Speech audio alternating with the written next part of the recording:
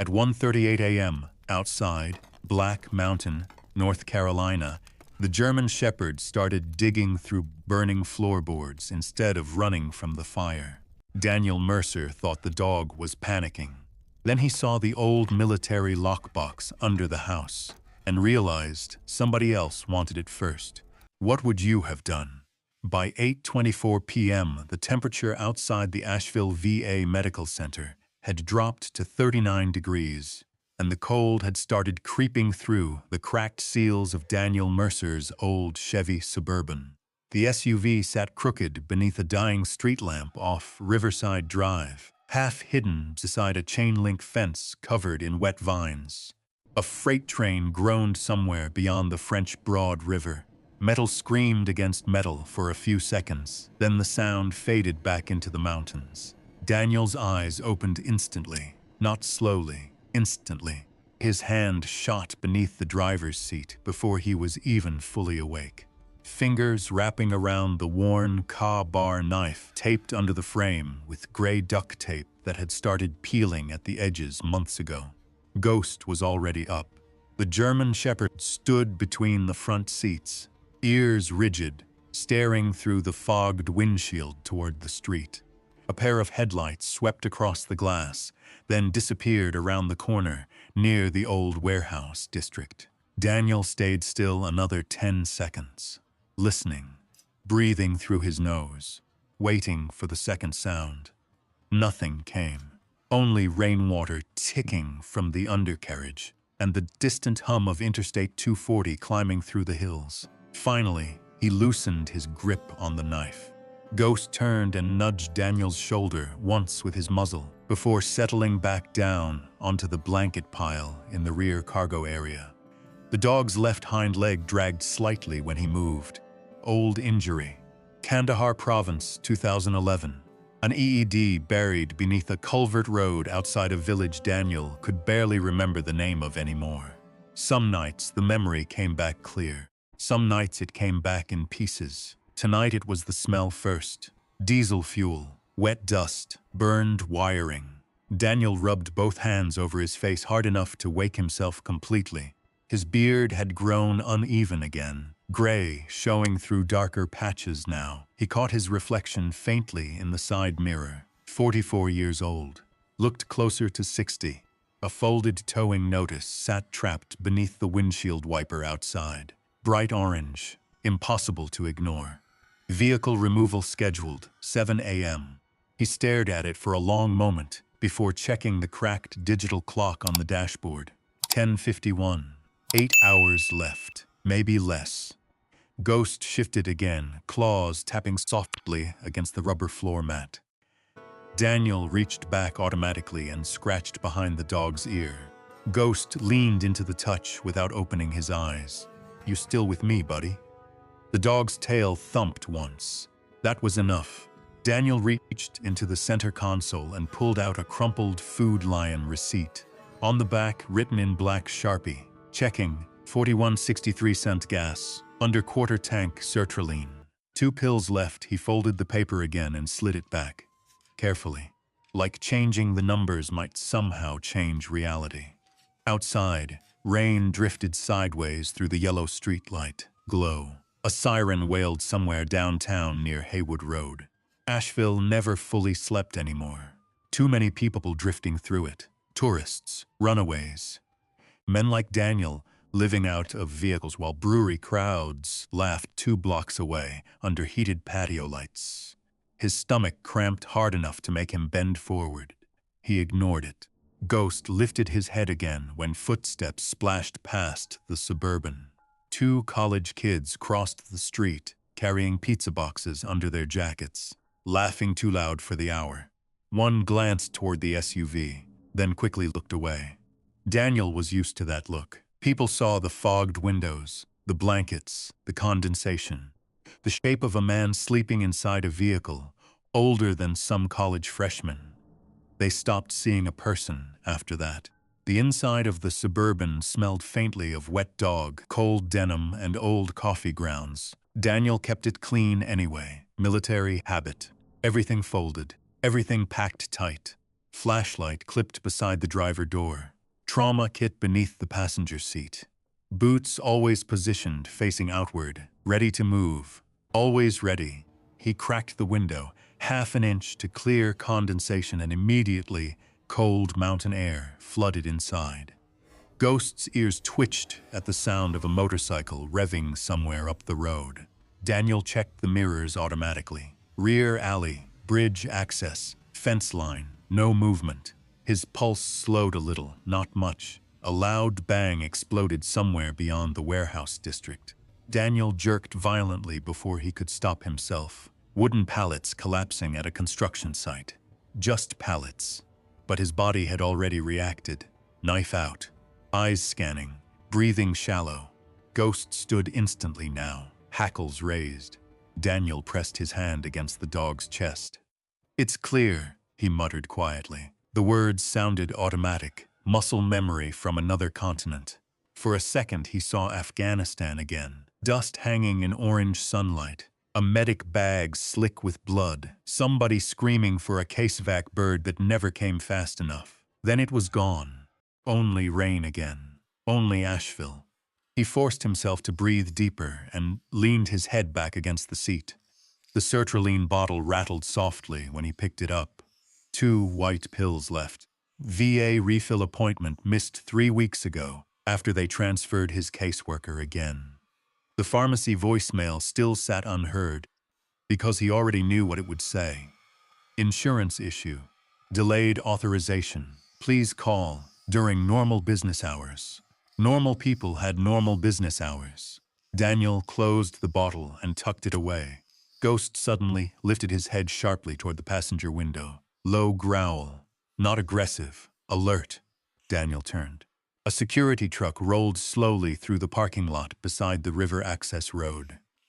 The guard inside glanced toward the Suburban, then kept driving. Ghost didn't relax until the truck disappeared completely. "You always were smarter than me." Another tail thump. Rain tapped softly overhead for several minutes after that. Daniel pulled his old army field jacket tighter around himself and tried closing his eyes again. Didn't work. It never really worked anymore. Sleep came in scraps. 10 minutes here, 20 there. Always shallow. Always listening. At 11:26 p.m., his flip phone buzzed suddenly against the dashboard. Daniel flinched so hard he nearly hit the steering wheel. Unknown number, 828 area code. He stared at it while it rang 3 times, then stopped. A voicemail notification appeared seconds later. Ghost watched him quietly. Daniel hesitated before opening the phone. The speaker crackled with static first. Then a woman's calm voice. "Mr. Mercer, my name is Amelia Brooks from Brooks, Whitaker, and Hale here in Asheville. I apologize for contacting you this late, but this matter appeared urgent." A pause. Paper shuffling softly in the background. "I'm calling regarding the estate of Evelyn Harrow. You've been named beneficiary to a property transfer located in Black Mountain, North Carolina." Daniel frowned slightly. The name meant nothing for 2 full seconds. Then memory surfaced slowly. An older woman with silver hair, sitting alone near the volunteer kitchen inside the VA Outreach Center 3 winters ago. Room 214 at Mission Hospital after a bad fall on ice. A broken generator outside a mountain lodge while freezing rain came down sideways through the trees. "Evelyn," the voicemail continued. "There are tax complications involved and time-sensitive paperwork requiring your signature. Please contact my office tomorrow morning." Again, this is Brooks. Another pause. Then, "And Mr. Mercer, Miss Harrow left specific instructions regarding your dog." The message ended. Daniel sat motionless. Ghost stared at him from the back seat, ears tilted forward. Outside, rain drifted through the orange glow of the street lamp, while the French Broad River moved black and silent beyond the warehouses. Daniel replayed the voicemail once more. Then again. Property transfer. Black Mountain. Instructions regarding your dog. None of it made sense. Not one damn part of it. Ghost climbed forward between the seats and rested his head against Daniel's knee. Daniel looked down at the dog for a long moment, then out toward the darkness beyond the river. Somewhere high above Asheville, beyond the fog and winding mountain roads, something had just shifted. He could feel it, the same way soldiers feel weather before it breaks. And for the first time in months, Daniel Mercer did not feel completely invisible. Not yet, but close, very close. Daniel stayed parked beside Riverside Drive until almost midnight, replaying the voicemail enough times that the phone battery dropped from 32% to 19%. Every time Amelia Brooks said the name Evelyn Harrow, another small piece of memory surfaced. Not clean, not complete. Just fragments drifting up through fog, a knitted blue scarf, hands shaking while trying to open a thermos lid, the smell of antiseptic inside Mission Hospital. Ghost finally climbed into the front passenger seat and rested his chin on the window ledge. The dog watched rain slide down the glass while Daniel stared at the cracked dashboard. Property transfer. Black Mountain. Instructions regarding your dog. At 12:14 a.m., he started the engine long enough to run the heater for 7 minutes.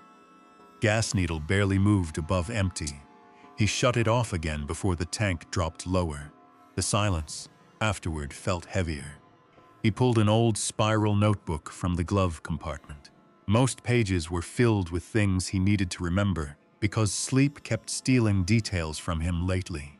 Medication refill dates, license plate numbers, shelter addresses, people who owed him money that would never come back. He flipped to a blank page and wrote, Evelyn Harrow, Black Mountain, Amelia Brooks, 8:30. Then beneath it, why me?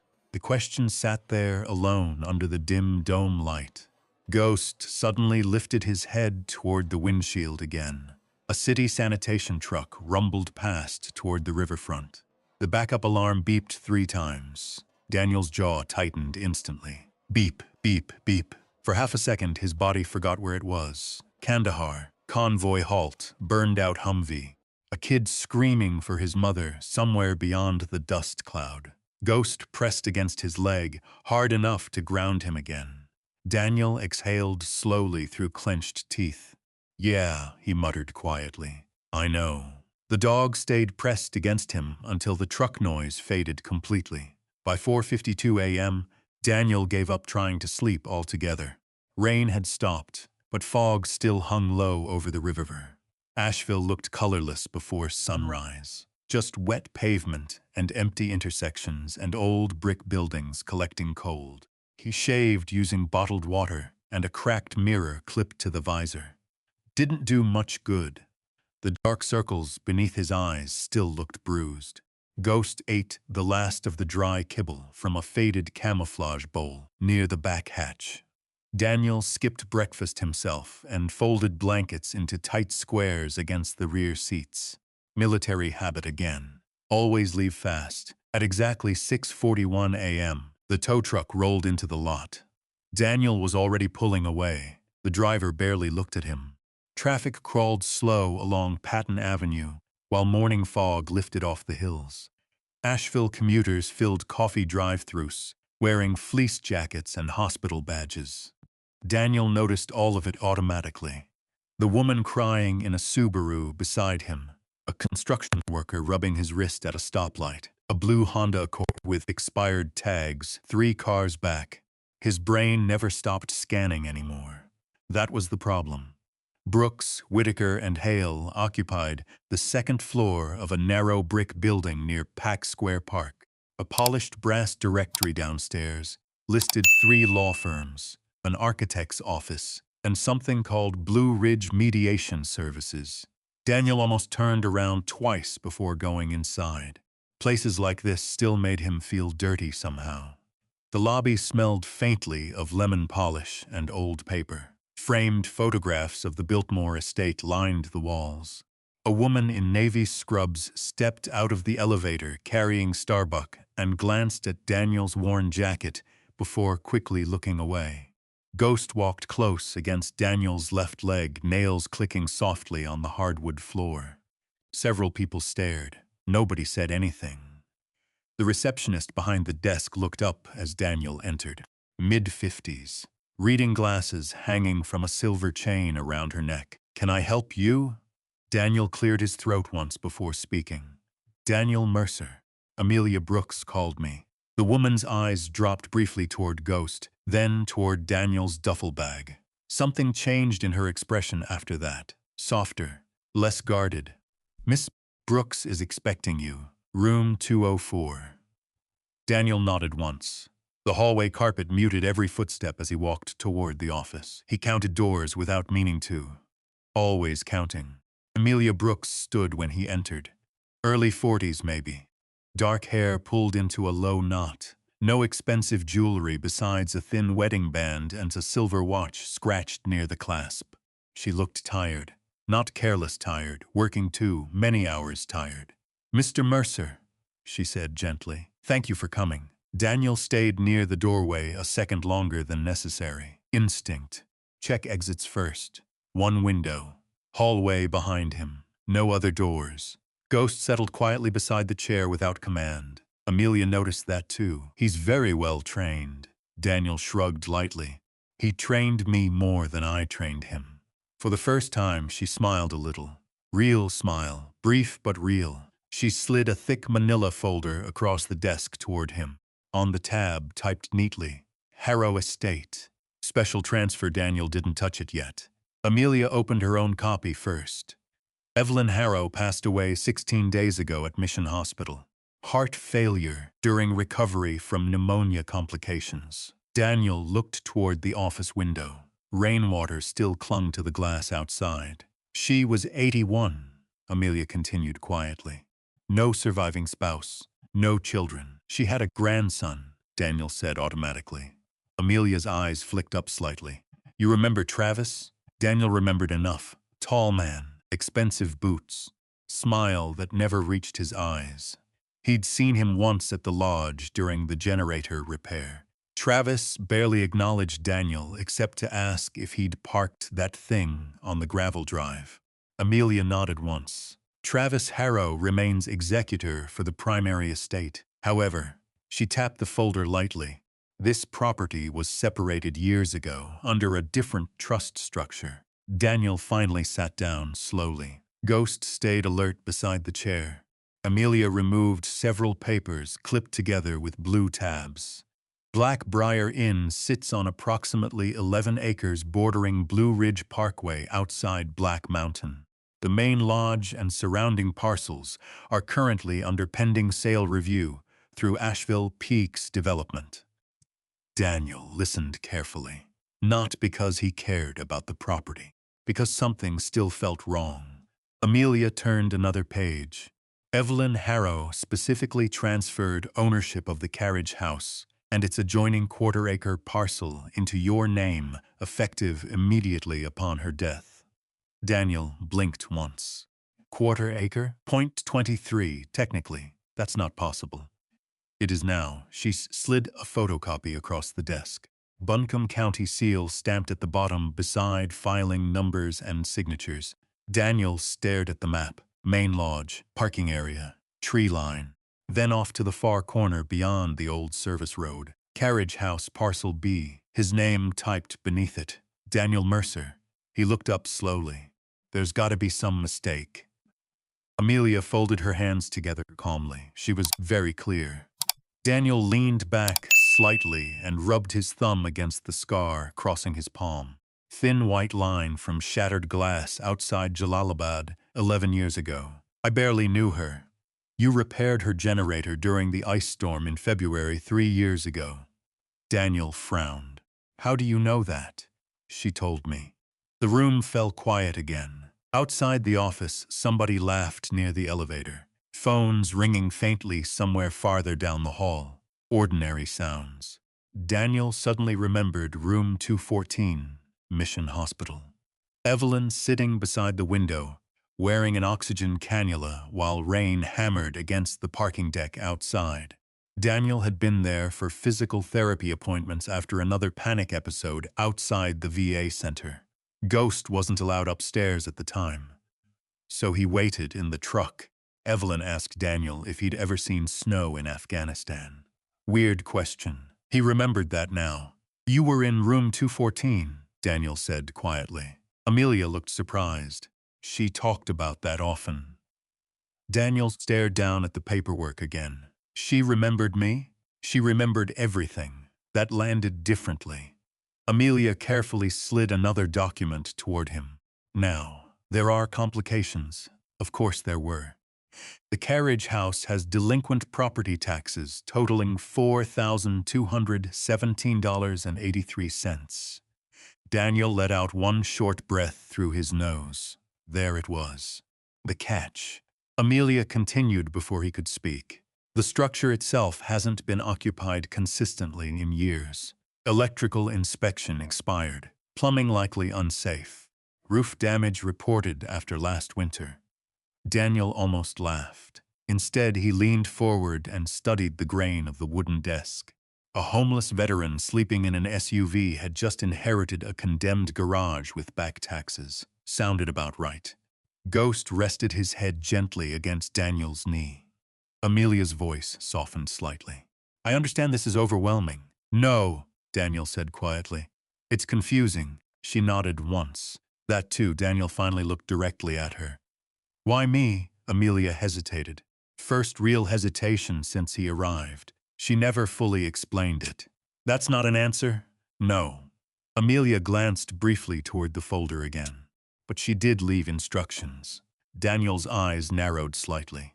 What kind of instructions? Amelia reached into the folder and removed a sealed envelope. Thick cream-colored paper. Daniel's name handwritten across the front in dark blue ink. Not typed, written. He stared at it, then at her. She instructed me not to give you this unless you arrived with the dog. Silence. Ghost lifted his head slightly at the sound of Amelia's chair moving. Daniel took the envelope slowly. The paper felt expensive, heavy, old-fashioned. She said the property belongs to both of you, Amelia said, carefully. Daniel looked down at Ghost. The dog stared back calmly, ears relaxed now for the first time since entering the building. Amelia lowered her voice slightly. Her exact words were. She checked a handwritten note clipped inside the folder. If Mr. Mercer comes alone, he won't stay. A strange chill moved through Daniel's chest. Not fear, recognition. Like somebody had seen straight through him from across a room years ago and never looked away afterward.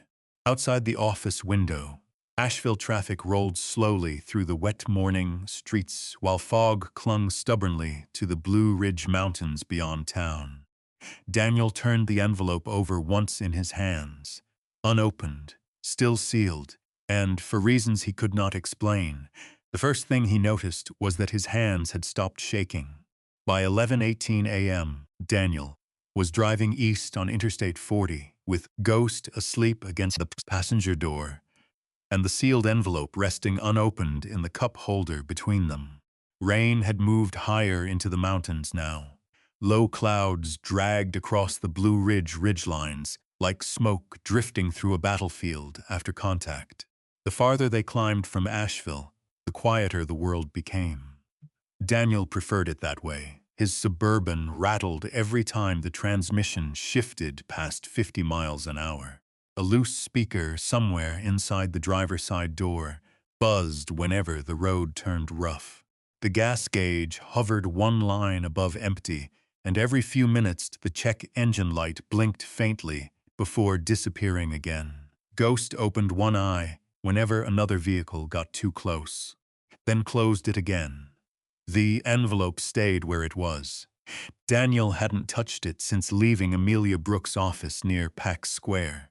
He told himself he was waiting for the right moment. Truth was, he didn't trust the feeling sitting in his chest every time he looked at it. Hope could get a man killed quicker than fear. He exited onto Highway 9 near Black Mountain around 11:43. Fog hung low between the pine trees. Wet leaves covered the narrow shoulders in rust-red piles, and water streamed along the ditches beside the road from 2 days of steady rain. Tourist traffic thinned fast once he passed the coffee shops and antique stores downtown. Then came the mountain roads, curves tightening, guardrails narrowing, old Appalachia rising around him one ridge at a time. Daniel rolled the driver's side window down an inch despite the cold. Damp cedar air flooded inside the SUV. Somewhere deeper in the forest, a chainsaw buzzed briefly, then stopped. Ghost's ears twitched. Daniel noticed that. Always notice what the dog notices first. He checked the rear view mirror automatically. Dark green Tacoma, 2 vehicles back, North Carolina plates. Stayed there through 3 turns. Daniel's thumb tapped lightly against the steering wheel. Not nervous, calculating. At the next fork near Blue Ridge Parkway access, he signaled left at the last second instead of right. The Tacoma continued straight uphill toward Montreat without hesitation. Daniel relaxed slightly. Ghost did too. Clear, Daniel muttered under his breath. The old Army habit slipped out before he realized it. By noon, the road narrowed enough that tree branches brushed against the suburban doors. Blackbriar Inn finally appeared through the fog, another half-mile later. The place looked older than he remembered. 3 stories of dark timber and stone sitting against the mountain slope, like something grown there instead of built. A faded wooden sign creaked beside the gravel entrance. Blackbriar Inn Est. 1948, one of the letters had fallen off years ago. The main lodge parking lot held 6 vehicles, mostly expensive SUVs. A white contractor van with Asheville Peaks Development stenciled on the side sat near the entrance beside stacks of lumber and rolled-up survey flags. Construction prep. Daniel parked near the edge of the property instinctively, nose facing outward toward the road. Always leave yourself an exit. Ghost was awake before the engine fully shut off. The dog climbed halfway through the center console, staring toward the lodge with complete focus now. Not barking, not growling, watching. Daniel followed his line of sight. 2 men stood near the front porch, discussing blueprints beneath the overhang. One wore a bright orange rain jacket. The other man turned slightly while speaking into a phone. Tall, dark wool coat, expensive boots. Travis Harrow. Even from 40 yards away, Daniel recognized the posture immediately. The kind of confidence money teaches people early. Ghost let out a low sound deep in his throat. Not aggressive. Warning. Daniel rested one hand lightly against the dog's neck. It's fine. But Ghost didn't stop staring. Rainwater dripped steadily from the lodge gutters while Daniel stepped out of the SUV. Gravel crunched beneath his boots. The cold up here felt different from Asheville. Cleaner somehow. Sharper. He grabbed the duffel bag from the back seat while Ghost moved beside him with practiced precision. Despite the slight limp in his rear leg, Travis spotted him halfway across the lot. The conversation near the porch stopped immediately. Daniel saw it happen. The quick glance downward at the old Suburban, the worn jacket, the duffel bag, then Ghost. Travis ended his phone call without taking his eyes off Daniel. "Well," he said as Daniel approached, "guess Amelia actually found you." Same voice, same polished smile with nothing behind it. Daniel stopped several feet away instead of climbing the porch stairs. Old instinct again. Never give strangers the high ground if you don't have to. Ghost remained close against his leg. "You remember me," Daniel said. Travis shoved one hand into his coat pocket. Hard to forget a guy who rewired a generator with duct tape and fishing line. Worked, didn't it? Barely. One corner of Travis's mouth lifted slightly. Not quite a smile. Rain ticked softly against the porch roof between them. The construction workers nearby pretended not to listen while clearly listening to every word. Travis glanced toward Ghost. "That the same dog?" Daniel nodded once. "Knew I recognized him." Travis adjusted the cuff of his coat. "My grandmother was obsessed with that animal, for some reason." Ghost's ears flattened instantly. Daniel felt the shift in the dog before hearing it. Low growl, tiny, controlled. Travis noticed too. His eyes narrowed slightly. "She left him instructions too?" he asked casually. Daniel didn't answer. That silence seemed to amuse Travis more than anything else. Well, he stepped aside and gestured vaguely toward the trees beyond the main lodge. Your little inheritance is back there. Property lawyers split the parcel officially yesterday. Daniel looked past him. At first, he couldn't even see the carriage house through the fog. Then the wind shifted, and there it was, half hidden behind overgrown maples at the far edge of the property. Old red brick darkened with rain, sagging slate roof. Second-floor windows boarded unevenly with weathered plywood. The structure leaned slightly downhill, like it was tired of standing. A narrow gravel path disappeared into weeds leading toward it. Daniel stared quietly. The place looked less like an inheritance, and more like something the mountain had already started reclaiming. Travis watched him carefully. Bit rougher than the brochures, huh? Daniel kept looking at the carriage house. Why'd she leave it to me? For the first time, Travis's expression shifted. Not grief, annoyance. That's the million-dollar question. He shrugged lightly. Grandmother got strange near the end, started fixating on veterans and charities and all that. His eyes drifted briefly toward Ghost again. Guess she thought she was rescuing somebody. The sentence landed ugly. Daniel said nothing. Travis stepped closer now, lowering his voice slightly. Look, I'll be honest with you. Asheville Peaks is buying this whole property in December. Luxury cabins, event venue, hiking packages for rich tourists from Charlotte. He gave a quick glance toward the carriage house. That thing's sitting in the middle of future expansion plans. There it was. Daniel finally looked directly at him. You want it. I want the paperwork clean. Travis smiled again. And you probably want cash. Ghost moved one step forward instantly. No barking, just position. Travis stopped smiling after that. Interesting. Daniel noticed the reaction immediately. People who spent time around real working dogs learned respect fast.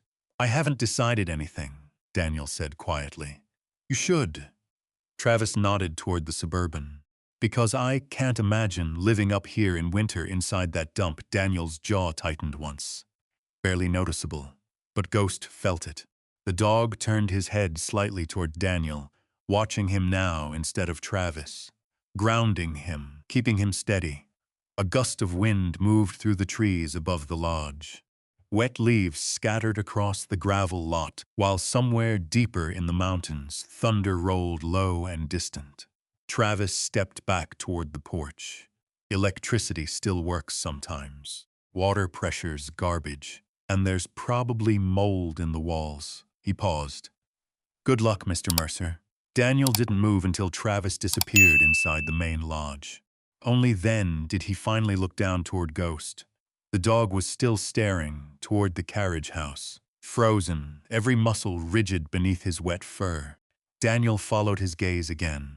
The fog between the trees had thickened. Wind pushed branches slowly back and forth above the old building. One of the upstairs shutters tapped softly against brick in uneven rhythm. Tap, tap, tap.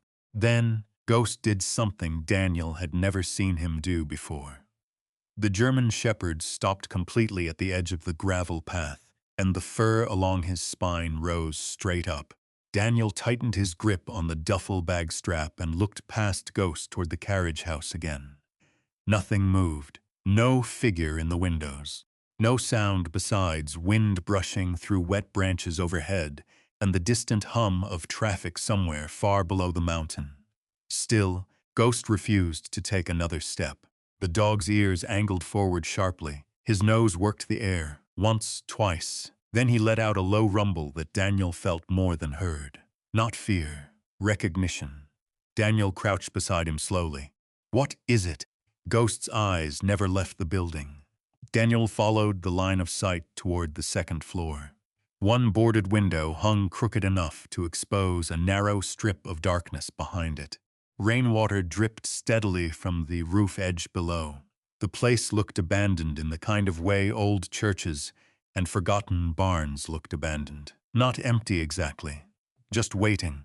Daniel rose again and started walking. Ghost moved reluctantly now, Staying so close, his shoulder brushed Daniel's knee every few steps. The gravel path disappeared beneath weeds halfway to the building. Thorn bushes clawed at Daniel's jeans. Water soaked through his boots where puddles hid beneath fallen leaves. Closer up, the carriage house looked worse. Much worse. Cracks split through old red brick near the foundation. Moss climbed the north wall almost to the roofline. One rusted lantern still hung beside the front door, swaying slightly in the wind with a faint metallic squeak. Daniel set the duffel bag down beneath the small overhang and tested the doorknob. Locked. He checked the envelope Amelia had given him earlier. Inside was a folded property transfer packet, county paperwork, and one old brass key taped to a note card. For the carriage house. A.B. The key looked ancient, heavy. Ornate grooves worn smooth from decades of use. Daniel slid it into the lock. At first, nothing happened. Then the mechanism shifted with a deep grinding thunk from somewhere inside the doorframe. Ghost immediately backed up 2 steps. Daniel noticed that too. The door stuck halfway before finally opening inward with a loud wooden groan. Cold air rolled out carrying the smell of wet cedar, dust, and something older underneath. Old smoke, maybe, or mildew. The inside stayed dark, except for pale gray daylight leaking through dirty windows near the ceiling. Daniel reached automatically toward the flashlight, clipped beside his belt before catching himself. Not Afghanistan. Not a compound sweep. Just an old building. Still, he waited 3 seconds before entering. Habit. The first floor had once been a stable, long before becoming storage space. Rusted gardening tools hung crooked along one wall. Broken furniture sat buried beneath paint-stained tarps. A wheelbarrow missing one handle leaned beside stacks of cracked mason jars, and yellowed newspapers dating back to the early 80s. Water dripped steadily somewhere deeper inside. Ghost stepped cautiously across the threshold behind him, then stopped again. Daniel swept his eyes slowly across the room the same way he once cleared abandoned buildings overseas. Corners first, shadows second, windows third. No movement, no fresh footprints either, only thick dust broken by animal tracks near the back wall, probably raccoons. The ceiling beams creaked overhead as wind pushed against the old structure outside. Daniel set his duffel bag beside the staircase and moved toward the fuse box mounted near the rear door. Most breakers were labeled in faded marker. Stall lights, upstairs water heater. He flipped the main switch. Nothing. Not surprising. Ghost wandered farther into the room now, nose low to the floorboards. He paused beside the old fireplace near the center wall and sniffed hard at the bricks. Daniel tried the sink next. A rusty cough echoed through pipes somewhere overhead before brown water sputtered briefly from the faucet and stopped again. Good enough. Maybe. At 2:07 p.m., rain started again. Hard this time. The sound hammered against the roof in uneven bursts while wind rattled loose branches outside. Daniel climbed the narrow staircase carefully, testing each step before trusting his weight to it. The upstairs apartment sat beneath the sloped roofline in 2 small rooms connected by a short hallway. One couch, one tiny kitchen, one iron bed frame without a mattress. Dust covered everything. A dead moth rested inside the kitchen sink, beside 3 ancient coffee cups and a rusted can opener. Someone had left an old Pendleton blanket folded neatly across the couch years ago. Mice had chewed holes through one corner. Daniel walked slowly through the apartment. Something about the place felt wrong. Not dangerous exactly. Just unfinished, as if someone had left in the middle of a sentence and never returned. Ghost suddenly pushed past him toward the far wall near the fireplace downstairs. Fast. Daniel heard claws scraping wood below, then scratching, repeated, urgent. He descended the stairs immediately. Ghost stood beside the stone fireplace now, pawing hard against the floorboards directly in front of it. His breathing had changed, shorter, focused. Daniel crouched beside him. What did you find? Ghost kept scratching. The floor beneath the fireplace looked no different from the rest of the room. Old oak boards darkened with age and moisture, dirt packed into cracks near the baseboards. Daniel knocked lightly against the wood with his knuckles. Solid. He moved 6 inches left and knocked again. Different sound, hollow. Ghost froze instantly at the noise. Daniel knocked a third time, definitely hollow. His pulse ticked up before he could stop it. The same feeling from years ago when buried explosives hid beneath roads in Afghanistan. Tiny details out of place. A sound wrong by half an inch. He leaned closer. One floorboard near the fireplace edge sat slightly uneven compared to the others. Barely noticeable unless light hit it right. Ghost whined softly now. Daniel pressed his fingers into the seam and tried lifting. Nothing. Nailed down tight. Thunder cracked outside, so suddenly the whole carriage house shook. Daniel flinched hard. For one violent second, he wasn't inside the mountains of North Carolina anymore. He was back inside a medic station outside Kandahar, while mortar rounds walked across the valley, explosion at a time. Boom closer, men yelling, radio static, blood soaking through gauze faster than hands could stop it. Ghost shoved his muzzle sharply against Daniel's chest, grounding him, pulling him back. Daniel blinked twice hard and steadied his breathing again. Rain pounded the roof overhead while Ghost stayed pressed against him until the shaking passed through his hands. "Okay," Daniel muttered quietly. "I'm here." Ghost relaxed slightly. Daniel sat back against the wall beside the fireplace and rubbed both palms slowly over his jeans. His pulse still hammered too fast. The room had gone darker now.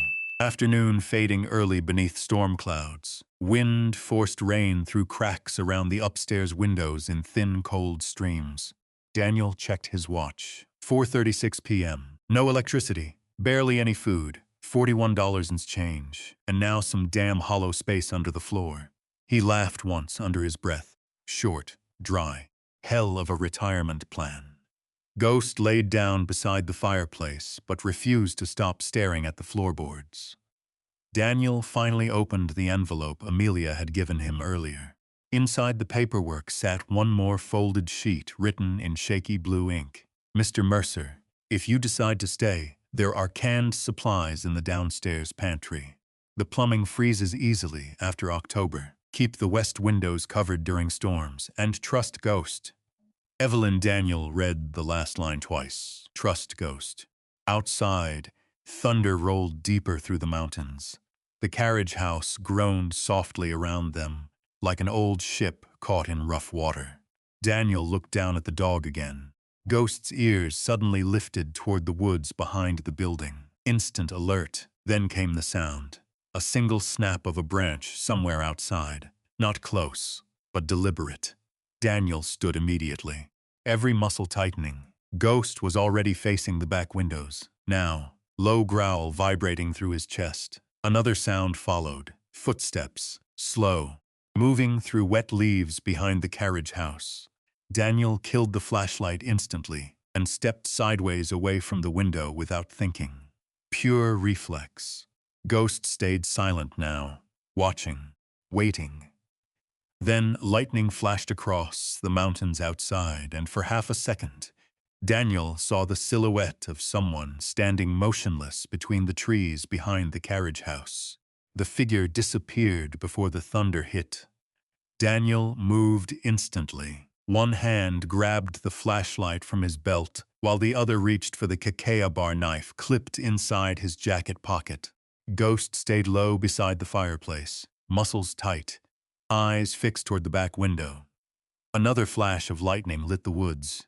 Nothing there now. Only rain hammering dead leaves and thin white fog drifting through the trees behind the carriage house. Daniel crossed the room silently and crouched beside the window frame without exposing himself fully to the glass. Old habit. Never silhouette yourself if you don't have to. Ghost moved with him. The dog's breathing stayed slow, focused, not panic. Daniel scanned the tree line carefully. 30 yards, maybe 40. The woods behind the property sloped sharply downhill toward a narrow creek bed, swallowed by brush and mountain laurel. Visibility was garbage in the storm. Too many shadows. Too many places somebody could stand without being seen. He listened. Rain, wind, then crunch. A boot stepping onto wet gravel somewhere beyond the sidewall. Daniel's pulse kicked once hard. Ghost's ears snapped toward the sound immediately. Another crunch. Moving away now, not toward them. Whoever it was knew the property layout already. Daniel waited another full minute before finally stepping away from the window. He checked his watch. 5:12 p.m. Too dark already. The storm had swallowed what little daylight remained. Ghost stayed alert another several minutes before finally relaxing enough to sit near the fireplace again, though his eyes kept drifting toward the back wall every few seconds. Daniel slid the knife back into its sheath slowly. "Not random," he muttered under his breath. The words barely reached above the rain.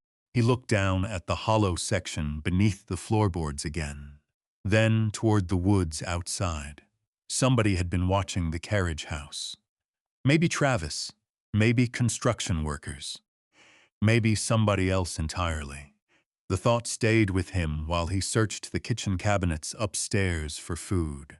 Most shelves were empty except for dust-coated mason jars, and a box of saltines stale enough to crack into powder when he touched them. But Evelyn's note had mentioned supplies downstairs. Daniel eventually found them behind a warped pantry door near the staircase. 6 cans of soup, 3 canned peaches, instant coffee packets sealed inside an old Army ammo tin. The expiration dates ranged from 2019 to 2022, still edible probably. Ghost ate half a can of beef stew mixed with the last handful of kibble, while Daniel heated soup over a portable sterno stove dug from his duffel bag. The metal cup warmed his hands while rain battered the roof overhead, hard enough to drown out everything else. For a while, neither of them moved much. The carriage house creaked softly around them. Old wood settling, old pipes, knocks somewhere in the walls.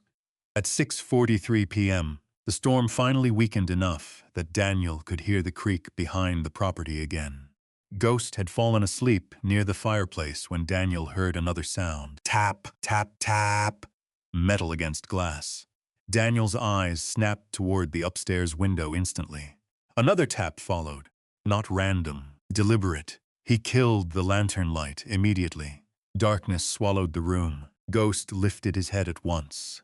Daniel moved silently toward the staircase, avoiding loose boards instinctively. Halfway up, he paused and listened. Nothing now, only water dripping from the gutters outside. He reached the upstairs room and slowly angled himself beside the window frame. A small branch tapped lightly against the glass in the wind. That was all. Daniel exhaled once through his nose. His body still hadn't caught up yet, though. Heartbeat too fast, shoulders tight, adrenaline crawling beneath his skin like static electricity. Ghost climbed the stairs quietly behind him and nudged Daniel's elbow once, grounding him again. "You're earning your food tonight," Daniel whispered. Ghost stared out the window toward the woods, then suddenly looked toward the road instead. Daniel followed his gaze. Headlights. A pickup truck climbed slowly up the gravel entrance near the main lodge before turning toward the lower service road leading behind the property. Older Ford F-150, rust along the wheel wells, one headlight dimmer than the other. The truck stopped 50 yards from the carriage house. Daniel stayed perfectly still upstairs while the driver climbed out holding an umbrella. Older man, heavy coat, gray beard, not Travis. The man squinted toward the building through rain before finally calling out, "Anybody alive in there?" Daniel didn't answer immediately. The man waited another few seconds before raising both hands slightly away from his body. "Name's Walter Green," he called. "Don't much care for standing in mountain rain all night." Ghost looked back at Daniel, waiting. Daniel finally descended the stairs carefully and opened the front door halfway. Cold air rushed inside, carrying the smell of wet earth and pine. Walter Green looked exactly like the kind of man who owned a hardware store in western North Carolina. Thick denim jacket, muddy work boots, hands cracked from years of winter air and sawdust. His eyes landed on Ghost first, then Daniel. "So you're the veteran Evelyn left this place too?" Daniel stayed near the doorway. "That depends who's asking." Walter snorted softly. "Owner of Green Supply Hardware down on Highway 70. He pointed toward the truck. "You bought tar patch from me this afternoon, about 20 minutes after scaring my cashier half to death with that dog." Daniel glanced down at Ghost. The German shepherd sat calmly beside him now, watching Walter carefully. He doesn't scare people unless they give him a reason. Walter studied the dog a second longer before nodding once. Military dog. Not a question. Daniel opened the door slightly wider. "How can you tell?" Walter tapped the side of his own leg. "He watches your blind spots before his own." A faint smile crossed the old man's face. "Dogs don't learn that naturally." Rain dripped steadily from the brim of Walter's cap while he looked past Daniel into the dark carriage house. "Place looks worse than I thought." "Yeah."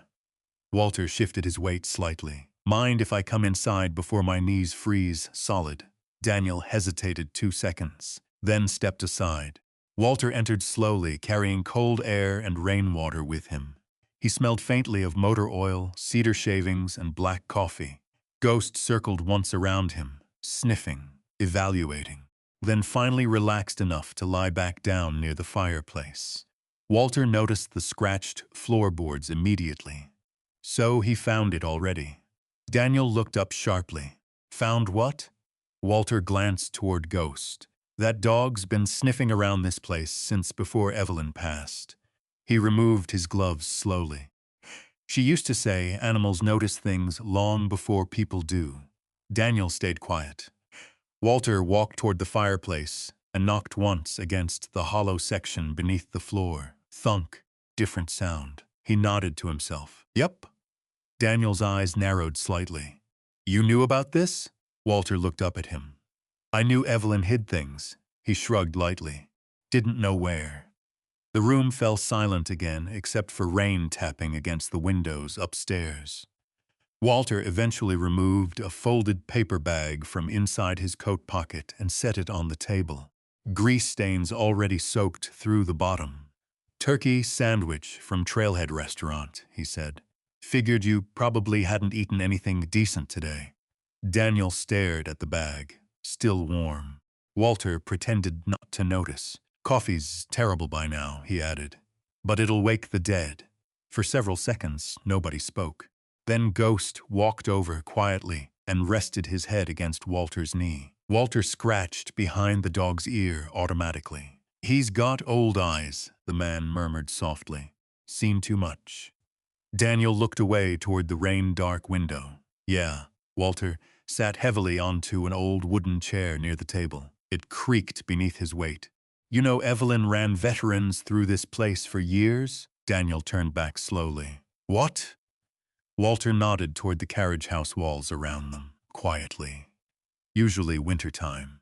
Folks passing through Asheville with nowhere to land." He rubbed one rough hand across his beard. "Some stayed a night. Some stayed months." Daniel looked around the room differently now. The old blankets, the canned food, the stacked firewood near the back door. "Not abandoned. Prepared," Walter continued. "Travis hated it," he snorted softly. "Said homeless vets scared tourists." Lightning flashed faintly beyond the mountains outside. Ghost lifted his head again toward the woods. Walter noticed. Then his expression changed slightly. "You seen somebody out there tonight?" Daniel didn't answer immediately. That was answer enough. Walter leaned back slowly in the chair. What does that mean?" Walter rubbed his thumb against an old scar crossing his knuckle. "Means Travis has been sniffing around this place since before the funeral." He glanced toward the hollow floorboards again. "And Evelyn spent the last 6 months terrified he'd find something first." Daniel felt the room tighten around those words. "What something?" Walter looked directly at him for the first time since entering, then quietly asked, "Did she ever tell you about the tunnels under the hill?" Rain slowed sometime after midnight, but the mountain never really went quiet. Water still dripped from the gutters outside the carriage house in slow, uneven rhythms. Wind moved through the trees above the roofline with a low, hollow sound that reminded Daniel of rotor wash rolling across open desert at night. Walter Green sat near the fireplace with a chipped coffee mug balanced against one knee while Ghost remained stretched across the floorboards beside the hearth, watching, always watching. Daniel stood near the old pantry shelf, turning Walter's words over in his head. "Tunnels?" Walter nodded once. "Storm shelters originally." He wiped condensation from his mug with one thumb. Whole Mountain used to be dotted with them back during the war years. Folks around here thought German bombers might somehow reach Appalachia. He gave a rough laugh under his breath. Fear makes people build strange things. Daniel glanced toward the hollow section beneath the floor again. "You think there's one under this place?" Walter shrugged. "I think Evelyn believed there was." That answer sat badly in the room, not because it sounded impossible, because it sounded true. At 12:26 a.m., Walter finally stood to leave. The storm had weakened into cold mountain mist, drifting through the trees outside. "If Travis comes around asking questions," Walter said while pulling on his gloves, "don't tell him a damn thing." Daniel leaned against the doorframe. "You really think he's dangerous?" Walter paused before answering. "I think money changes the temperature inside people." His eyes drifted toward the lodge uphill through the fog. "And that boy's been running hot a long time." Ghost stood as Walter stepped onto the porch. The old man scratched behind the shepherd's ear one last time. "You keep him honest," Walter murmured softly to the dog.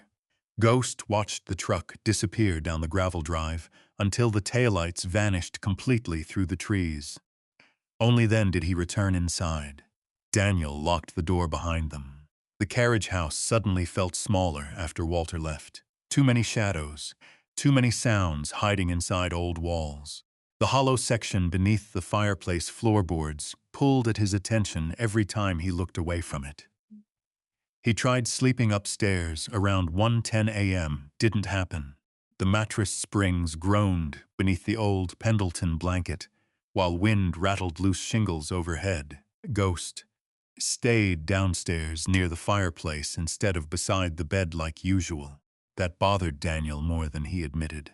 At 1:43 a.m., Ghost barked once, sharp. Daniel sat upright instantly. The old reflex hit before thought did. Boots already on. Flashlight in hand, breathing shallow. Ghost stood below near the staircase now, staring toward the rear wall beside the fireplace. Not the woods this time, the floor. Daniel descended carefully. Ghost immediately began scratching again at the hollow section beneath the floorboards.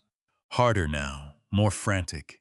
Nails scraping old wood fast enough to leave pale marks across the surface. "Easy," Daniel muttered. Ghost ignored him. The dog whined low in his throat and scratched again. Daniel crouched beside the boards with the flashlight angled low across the cracks. Something looked different tonight. Mud, maybe. No. Water. A thin line of muddy rainwater had seeped upward through the seams near the fireplace bricks. Daniel pressed one palm flat against the floor, cold and slightly soft beneath the surface. He grabbed the old pry bar leaning near the staircase and jammed the flat edge into the narrow gap between boards. Nothing moved at first. Then, crack! One nail finally pulled loose with a shriek of rusted metal. Ghost backed away immediately, but stayed locked on the opening, while Daniel worked the pry bar deeper. Sweat ran down his neck despite the cold room. Another board lifted, then another. Rot spread wider underneath than expected. Rainwater had weakened the wood from below for years. At 2:07 a.m., the third board finally snapped free completely. Cold air rushed upward from the darkness beneath the floor. Ghost froze. Daniel angled the flashlight downward, not dirt. Concrete. A narrow steel hatch sat buried beneath decades of dust and insulation debris. Rust coated the hinges. One side bore faded white, lettering barely visible beneath corrosion. U.S. Civil Defense. "Well, I'll be damned," Daniel whispered. Ghost stepped closer carefully now, sniffing the edges of the hatch with complete focus. Daniel brushed debris aside until he uncovered an iron pull ring near the center. Heavy, very heavy. He braced one boot against the floor and pulled hard. Nothing. The hatch didn't move. Daniel adjusted position and tried again using both hands this time. Muscles tightened beneath his jacket, while rust groaned deep inside the hinges. Then suddenly, the seal broke loose with a loud metallic pop. Cold, damp air rolled upward, carrying the smell of earth, oil, and something sealed away for a very long time. Ghost immediately stepped backward. Not fear, caution. Daniel lifted the hatch slowly until it leaned open against the fireplace stones. A narrow ladder disappeared into darkness below. The beam from his flashlight barely reached the bottom, maybe 12 feet down. Concrete walls, small room, no movement. His pulse quickened anyway. Ghost watched him silently. Daniel looked down toward the shepherd. "You staying up here?" Ghost answered by climbing onto the first ladder rung ahead of him. Daniel shook his head once. "Yeah," figured. The ladder creaked beneath their combined weight as they descended into the underground room. Moisture coated the concrete walls. Tiny beads of water shimmered in the flashlight beam. The cellar looked untouched for decades. Metal shelves lined one wall beside stacked fuel cans and old emergency supply crates. Dust covered everything thick enough to preserve footprints, or the absence of them. Nobody had entered recently. At the far end of the room sat a military-style footlocker painted dark green beneath layers of grime. Beside it rested 2 cardboard archive boxes sealed with duct tape and 3 old cassette tapes stacked neatly beside a portable tape recorder. Daniel stopped moving. There were photographs taped to the wall above the footlocker. Not random pictures, pictures of him. Ghost moved closer beside Daniel's leg while the flashlight beam drifted across the images one by one. Daniel outside the Asheville VA Medical Center feeding Ghost from a paper bowl. Daniel asleep inside the Suburban near Riverside Drive. Daniel carrying groceries for an older woman outside Ingalls Market almost 2 years earlier. His chest tightened slowly. Someone had been watching him for a long time. Ghost growled softly toward the photographs. Daniel stepped closer. The oldest picture looked at least 3 years old. Winter. Snow on the sidewalk near Pack Square. Daniel recognized the coat he'd worn before it got stolen at the shelter downtown. Every photo had dates written neatly in blue ink beneath them. Observed helping elderly man unload wheelchair. Shared food with another veteran outside tunnel camp. Stayed with injured dog during snowstorm instead of entering shelter.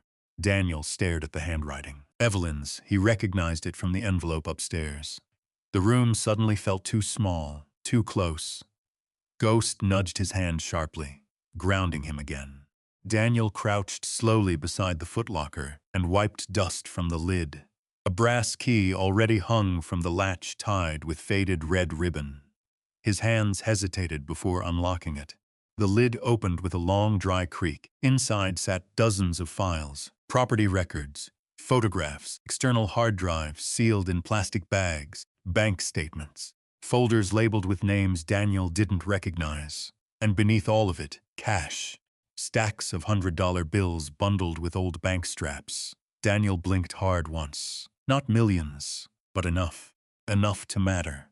Ghost suddenly lifted his head toward the far corner of the cellar. Alert again. Daniel followed his gaze. Another tape recorder sat on the shelf there, beside a yellow sticky note. For Daniel only. He moved toward it slowly. The cassette inside already waited in the machine. Daniel pressed play. Static crackled through the speaker first. Then an older woman's voice filled the underground room. Weak, measured, tired. If Travis finds this before Daniel does, Evelyn Harrow coughed softly somewhere on the recording. Burn everything. The tape hissed several seconds before continuing. He'll destroy it all before he lets the truth surface. Daniel sat motionless on the concrete floor while Ghost settled beside him against the cold wall. Evelyn's breathing sounded uneven on the recording. Daniel Mercer won't sell it, she whispered finally. That's why it has to be him. The tape clicked off. Silence flooded back into the cellar. Only water dripping somewhere deep inside the mountain. Daniel stared down at the stacks of files spread across the footlocker, while Ghost leaned quietly against his shoulder. Above them, hidden beneath the old carriage house floor, the storm rolled deeper into the Blue Ridge Mountains. And somewhere out in the darkness beyond the trees, somebody else already knew they had found something. Daniel barely slept. By 5:38 a.m., gray mountain light had started bleeding through the cracks around the boarded upstairs windows. But he was still sitting inside the underground shelter, with Evelyn's files spread across the concrete floor around him. Ghost hadn't moved much either. The German shepherd stayed pressed against Daniel's side, eyes half open, ears twitching at every sound above them. Once in a while, the dog would lift his head sharply toward the ceiling, listening to footsteps that weren't there. Or maybe were. Daniel couldn't tell anymore. A Coleman lantern cast weak yellow light across the bunker walls, while rainwater dripped steadily somewhere behind the concrete. The place smelled like cold stone, old paper, and machine oil, the kind of smell that trapped time inside it. Daniel picked up another file folder. Harrow Community Outreach Fund, 2018-2023. Inside were invoices, bank statements, handwritten notes, and photographs paper-clipped together in thick bundles. At first, it looked like ordinary nonprofit paperwork. Then the numbers stopped making sense. Large withdrawals, repeated transfers, payments routed through shell companies with names like Blue Summit Holdings and Ridgecrest Hospitality Group. Daniel frowned and flipped deeper into the folder. One invoice showed $38,000 billed for winterization repairs on cabins that no longer existed. Another listed emergency roofing work, completed 6 months before the storm damage supposedly happened. Ghost suddenly raised his head. Daniel froze automatically, listening. The carriage house above them groaned softly in the wind. Nothing else. Still, his pulse stayed elevated another 30 seconds before easing down again. Too keyed up, too little sleep. He rubbed both hands over his face hard enough to scrape stubble against his palms. His eyes burned from reading under weak lantern light. Then he found the photographs. 3 veterans standing outside the carriage house, beside folding chairs and a charcoal grill. One older man wearing a Marine Corps cap smiled directly into the camera, while Ghost sat beside him, looking younger and stronger than.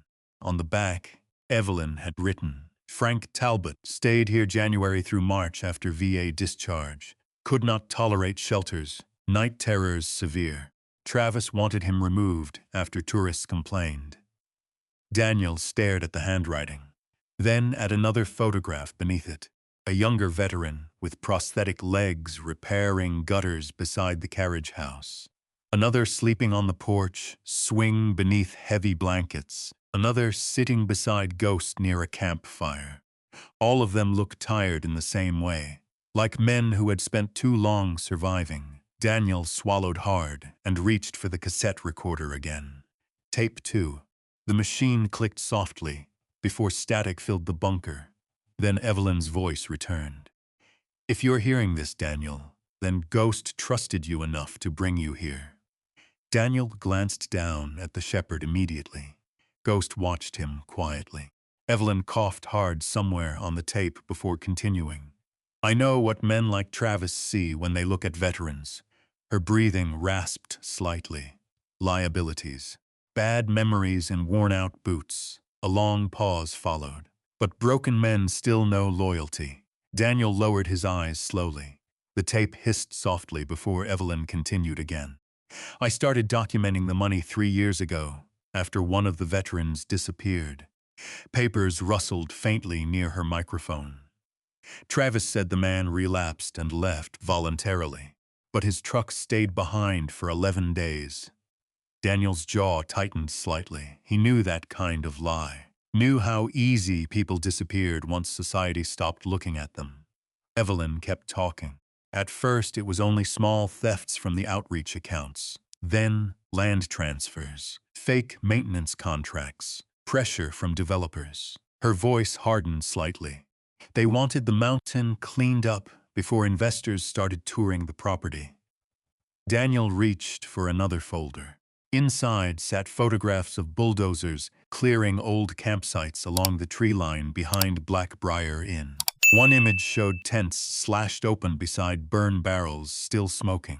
A handwritten date in blue ink, November 14, 2022, Ghost suddenly stood. Every muscle in his body tightened again. Daniel looked up sharply. This time he heard it too. Vehicle engine. Close. Very close. He killed the lantern immediately. Darkness swallowed the bunker. Ghost moved toward the ladder silently. Daniel climbed after him without hesitation. Flashlight clenched between his teeth, while adrenaline flooded his system all over again. By the time he reached the carriage house floor, headlights were already cutting through cracks around the boarded windows upstairs. Ghost growled low. Daniel crouched beside the wall and angled carefully toward the front window without exposing himself fully. Black SUV, modern.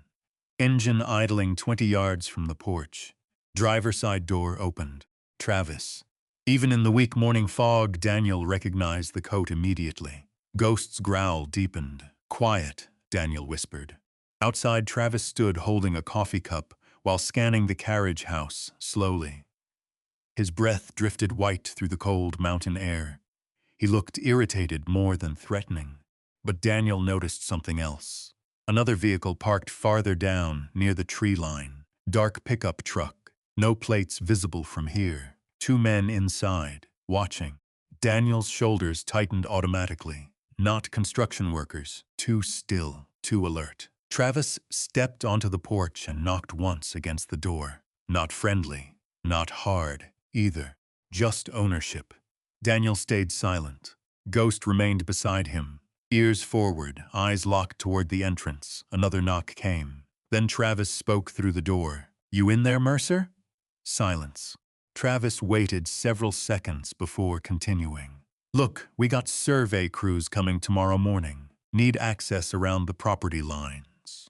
He sipped coffee casually. "Would help if you answered your phone once in a while." Daniel's phone sat dead inside his duffel bag downstairs.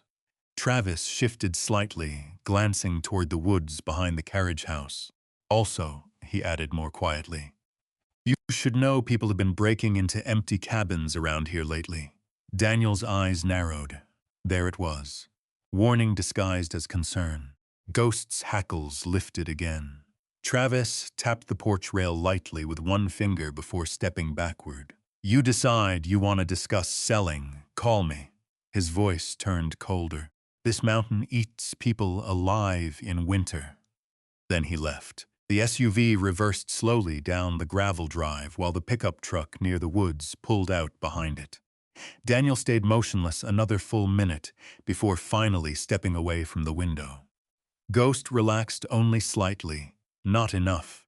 Daniel descended into the bunker again and restarted the lantern with shaking hands. The tape recorder waited exactly where he left it. So did Evelyn's voice. He pressed play again. "I chose you because you still stop for people," she said softly through static. "Even when nobody stops for you." Daniel stared at the floor. The tape continued. "I watched you sit outside Mission Hospital for 3 hours during that ice storm because the shelters wouldn't allow Ghost inside."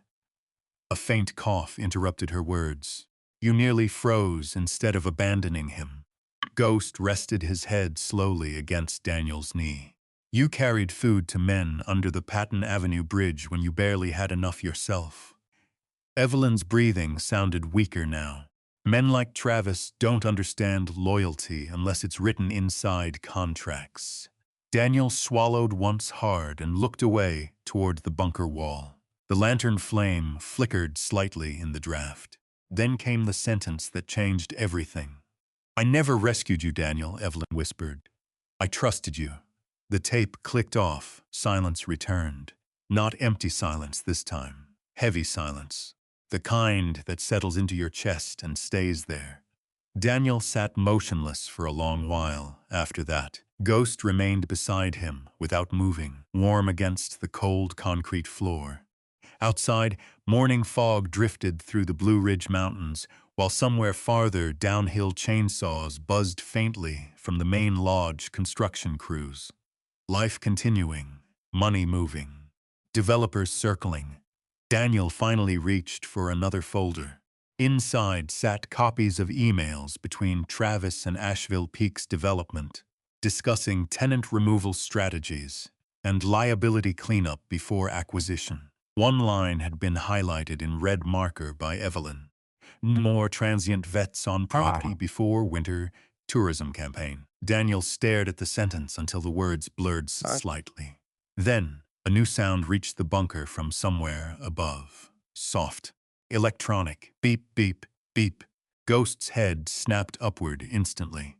Daniel froze, not random, rhythmic. He climbed the ladder fast this time. The sound came from outside, behind the carriage house. Daniel moved toward the rear window carefully and looked out through a narrow crack between boards. A trail camera, strapped to a pine tree 30 yards back near the creek bed. Tiny red recording light blinking steadily through the fog. Watching the carriage house, watching them. And it hadn't been there yesterday. Daniel kept staring through the crack in the boarded window, while the tiny red light blinked steadily near the creek bed. Beep! Pause. Beep! Ghost stood beside him, completely still now. No growling anymore. Just locked attention toward the woods. That bothered Daniel more. Dogs bark at uncertainty. Silence usually means they've confirmed something. He checked his watch. 8:14 a.m. Fog still covered most of the mountain behind the carriage house, turning the trees into blurred gray shapes. The trail camera sat chest-high against a pine trunk wrapped in camouflage straps. Professional setup, not cheap. Daniel backed away from the window slowly. Ghost followed immediately. "No sudden moves," Daniel muttered under his breath, more to himself than the dog. The old ranger instincts had fully taken over now. Observation first, pattern second, action last. He moved downstairs and opened one of Evelyn's folders again, while mentally mapping the terrain outside. Creek bed behind the property. Main lodge uphill east. Tree line offering concealment from the service road. Too many blind spots. The carriage house was vulnerable from 3 sides. Ghost suddenly crossed toward the front door and stopped there stiffly. Engine noise drifted uphill from the gravel road below. Different vehicle this time. Heavy tires, slower approach. Daniel moved to the side window and carefully peeled back the curtain edge. Black Range Rover. Clean enough to reflect the gray morning sky across its hood. Travis. Again. The SUV rolled to a stop directly in front of the porch. At 8:27 a.m. engine stayed running. Daniel immediately noticed something else. No second vehicle today. No hidden pickup. Just Travis alone. Which probably meant he wanted conversation instead of intimidation. That made Daniel trust him even less. Ghost stood directly between Daniel and the front door while footsteps approached the porch outside. 3 knocks. Calm. Measured. "Mercer," Travis called through the wood. "You awake?" Daniel opened the door halfway but stayed behind it. Cold mountain air swept inside, carrying the smell of wet leaves and diesel fuel from the idling SUV. Travis wore dark jeans and a charcoal overcoat this morning instead of the wool jacket from yesterday. Expensive watch, fresh shave, coffee in hand again, different costume, same eyes. "You planning on camping in here permanently?" Travis asked lightly. Daniel didn't answer. Ghost stood visible beside him now, ears forward. Travis glanced at the dog briefly before continuing. I brought breakfast. He lifted a white paper bag from Biscuit Head in Asheville. Grease spots already darkened the bottom. Daniel almost laughed at that.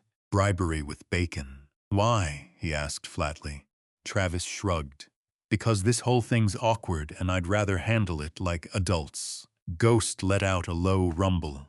Travis ignored it. Mind if I come in? No. The answer landed fast enough to make Travis blink once. Rainwater dripped steadily from the porch roof between them. Then Travis smiled again, thin this time. Fair. Fair enough. Daniel noticed the man's eyes drift past him into the carriage house interior, measuring the room, looking for something. Maybe signs. Daniel had already found the bunker. Maybe evidence. Maybe files. Daniel shifted slightly to block the view without making it obvious. Travis caught the movement instantly. Interesting. You settle in okay? Travis asked casually. Roof leaks. Yeah. Evelyn stopped maintaining the place years ago. Daniel leaned one shoulder against the doorframe. She ever say why she left it to me? Travis took a slow sip of coffee before answering. My grandmother liked strays. Ghost's growl deepened immediately. Not loud. Enough. Travis finally looked directly at the dog. He always this friendly. He decides fast. For a moment, nobody spoke. Wind moved through the trees behind the carriage house, with a long, low hiss, while fog drifted between the branches. Then Travis reached inside his coat pocket slowly. Ghost instantly stepped forward.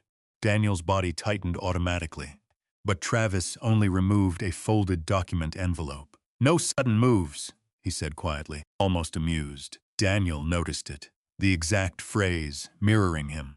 Testing him. Travis extended the envelope slightly. $75,000, he said. Cashier's check. Daniel stared at him. Travis continued before he could respond. You sign the property over today. I handle the legal work, and you walk away clean. He shrugged lightly. No court hassles. No taxes. No winter freezing your ass off in this place. Ghost moved another inch forward, blocking the doorway fully now. Travis's smile faded slightly after that. The man understood dogs well enough to know when one had shifted from warning to protection. How Daniel kept his eyes on Travis. That's a pretty big offer for a condemned garage. Travis glanced toward the woods briefly. Development delays cost money. Lie. Daniel heard it immediately. Not because the words sounded wrong. Because Travis answered too quickly. A cold breeze pushed deeper into the carriage house. Somewhere upstairs, one loose shutter tapped softly against brick. Tap, tap, tap. Daniel folded his arms slowly. Suppose I say no. Travis looked back at him again. You're a smart guy, Mercer. Army Ranger, right? Daniel didn't react outwardly. Inside, alarms went off immediately. He never mentioned Ranger Battalion to anyone here. Not Amelia, not Walter, nobody. Travis noticed the tiny shift in Daniel's posture anyway.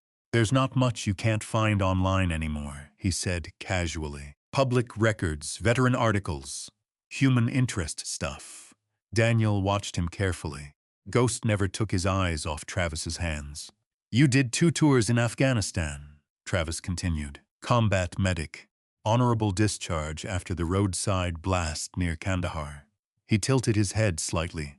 That can't be easy carrying around. Daniel's jaw tightened once. Tiny movement. Enough. Travis lowered his voice. I'm trying to help you here. No, Daniel said quietly. You're trying to clean something up. Silence. Long enough for the rain dripping from the gutters to become the loudest sound on the porch.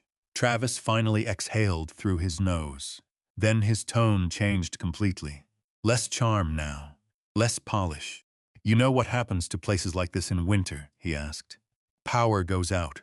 Roads close, pipes freeze. His eyes drifted toward Ghost. Animals get hurt. Daniel took one slow step forward. Ghost matched him instantly. The movement made Travis stop talking mid-sentence. Not fear exactly. Calculation. He finally extended the envelope one last time. Think about it. Daniel didn't take it. After several seconds, Travis tucked it back inside his coat. Offer stands until Friday. He stepped backward toward the SUV. After that, things get more complicated. Ghost watched him the entire way down the porch steps. Daniel did too. Right before opening the driver's side door, Travis paused and looked back toward the carriage house. "You should really keep your dog inside after dark," he said quietly. "Black bears get aggressive this time of year." Then he drove away.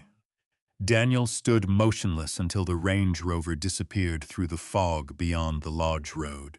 Only then did Ghost finally relax enough to move away from the doorway. Barely. Daniel shut the door slowly and locked it, then crossed immediately toward the back window. The trail camera still blinked from the woods, watching, recording. His pulse ticked steadily now beneath the calm surface. Same feeling from convoy routes overseas right before bad things happened. Little details lining up wrong, people asking too many questions, friendly conversations that weren't friendly, threats disguised as concern. Ghost moved toward the fireplace again, then stopped suddenly halfway across the room. Ears up, head tilted, Daniel turned. "What?" The dog stared toward the side wall near the kitchen. Not outside, inside. Daniel listened carefully. At first he heard nothing except dripping and the ticking old pipes inside the walls. Then, very faint, metal scraping wood somewhere beneath them. Daniel's breathing slowed automatically. Ghost's growl returned low and steady. The sound came again. Longer this time, like someone dragging something slowly across concrete underneath the floorboards. Daniel grabbed the flashlight immediately. The bunker hatch beneath the fireplace sat exactly where they left it. Closed, but now a thin line of muddy water seeped upward around its edges. Fresh. Ghost backed away from the hatch suddenly. Not fear, recognition. Then the scratching started underneath them. 3 slow drags across metal, pause, 3 more. And Daniel realized with cold certainty, someone else was already inside the tunnels beneath the hill. The scratching stopped. Just like that. Silence flooded the carriage house, so suddenly Daniel could hear water dripping from Ghost's fur onto the floorboards beside the fireplace. Tick, tick, tick. Ghost stood frozen near the hatch, body angled low, eyes locked on the thin, muddy seam around the steel door. Daniel killed the flashlight instinctively. Darkness swallowed the room except for weak gray daylight leaking through the upstairs cracks. He listened. Nothing below now. No movement, no breathing. Only the slow groan of old pipes settling somewhere inside the walls. Daniel crouched beside the hatch carefully and pressed 2 fingers against the steel. Cold, wet, but no vibration anymore. Ghost suddenly looked toward the back window again. Not the hatch, outside. Daniel followed his gaze immediately. Movement flickered between the trees behind the carriage house, too quick to identify. A dark shape crossing through fog downhill toward the creek bed, then gone. Daniel exhaled slowly through his nose. "Diversion," he whispered. The word came automatically. Military brain connecting patterns faster than conscious thought. Whoever had been inside those tunnels wanted them focused downward while somebody else moved outside. Ghost's ears twitched sharply. Engine noise drifted faintly uphill from the lodge road again. Different vehicle this time. Heavy diesel. Daniel crossed toward the side window carefully and looked out. White utility truck. Asheville Peaks Development logo on the doors. 2 contractors stepped out, carrying surveying equipment, while another man unloaded orange boundary flags near the tree line. Normal activity. Maybe. But Daniel noticed one thing immediately. The survey crew never once looked toward the main lodge. All attention stayed fixed on the carriage house. Watching. Measuring. Ghost moved beside him silently. Daniel rubbed one hand across the stubble along his jaw while thinking fast. Files. Cash. Evidence. If Travis already suspected something existed beneath the carriage house, staying here exposed was getting dangerous fast. Very fast. At 10:11 a.m., Daniel sealed the bunker again beneath the floorboards and moved the most important files upstairs into an old cedar trunk hidden beneath blankets in the bedroom closet. Hard drives, cassette tapes, property ledgers. He kept one folder separate beside him while reading. The deeper he dug into Evelyn's records, the uglier the picture became. Fraud, land theft, disappearing charity money, fake invoices tied directly to Asheville Peak's development. Then Daniel found the fire inspection reports. 3 abandoned veteran shelters connected to Evelyn's outreach network had burned down over the past 4 years, all ruled accidental. Faulty wiring, propane leaks, electrical storms.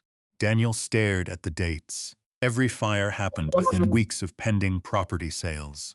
Ghost lifted his head from the floor. Suddenly, Daniel froze. Vehicle approaching fast. Too fast for the gravel road conditions. He stepped toward the front window again. Black Range Rover. Travis. The SUV fishtailed slightly through mud before stopping hard near the porch. Driver door slammed open. Travis climbed out carrying no coffee this time, no smile either. Daniel opened the door before the man could knock. What now? Travis stopped halfway up the porch steps. Rain mist drifted between them, while construction noise echoed faintly downhill from the lodge. "You've been busy," Travis said. Daniel leaned against the doorway. Meaning my survey crew says you've been digging around the property." Ghost appeared beside Daniel immediately, watching Travis. Travis noticed the dog first before answering. "You should really keep him on a leash around contractors." Daniel ignored that.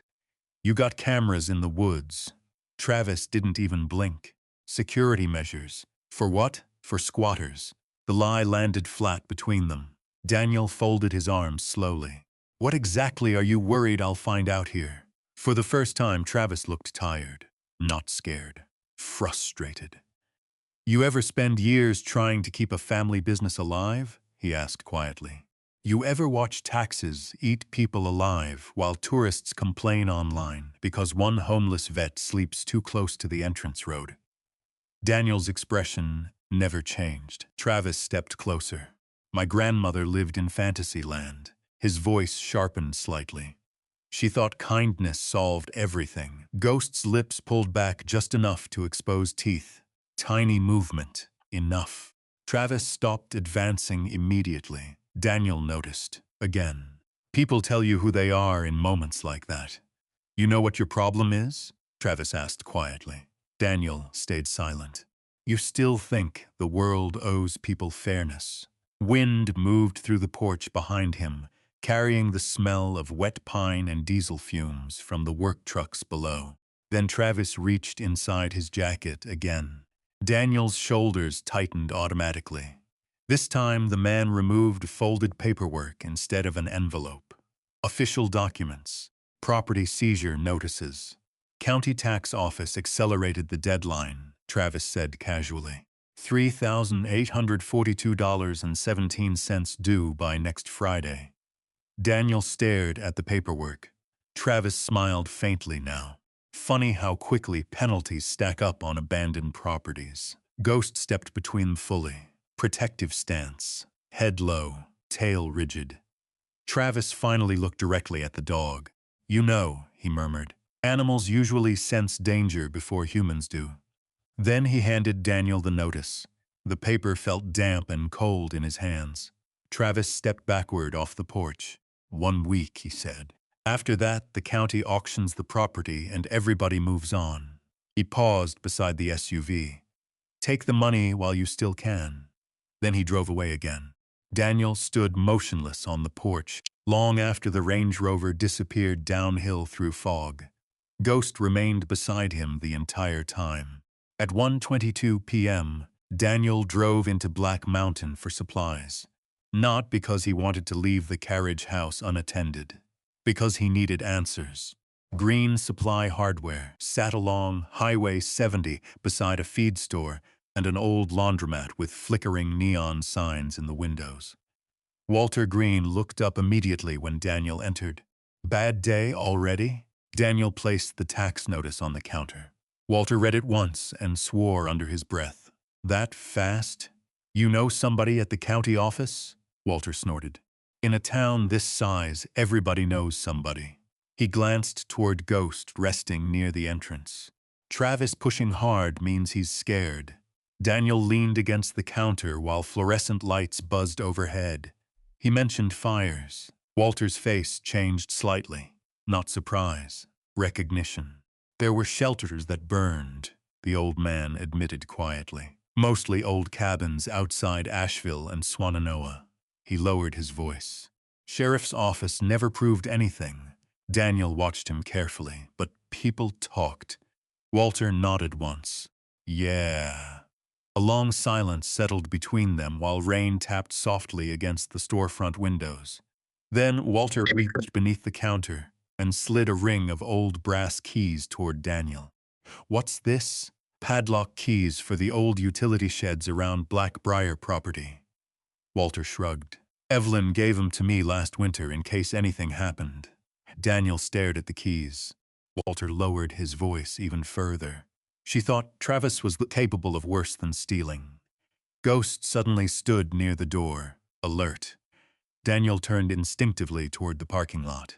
Black pickup truck. Same one from earlier near the woods. No front license plate. 2 men inside. Watching the store, Walter noticed too. Don't look at him directly, he muttered. Daniel's pulse slowed instead of rising now. Combat calm. Danger narrowing everything down into sharp, clean lines. The pickup stayed parked another 30 seconds before finally pulling away toward Interstate 40. Walter exhaled softly. That ain't local. Daniel picked up the brass keys slowly. What would you do, Walter? Looked at Ghost first, then Daniel. I'd stop thinking this mountain wants you gone. He nodded toward the dog. That animal already made his decision. Daniel drove back toward the carriage house just before dusk. Fog had thickened again along the Blue Ridge ridges. Visibility dropped to maybe 60 yards in places.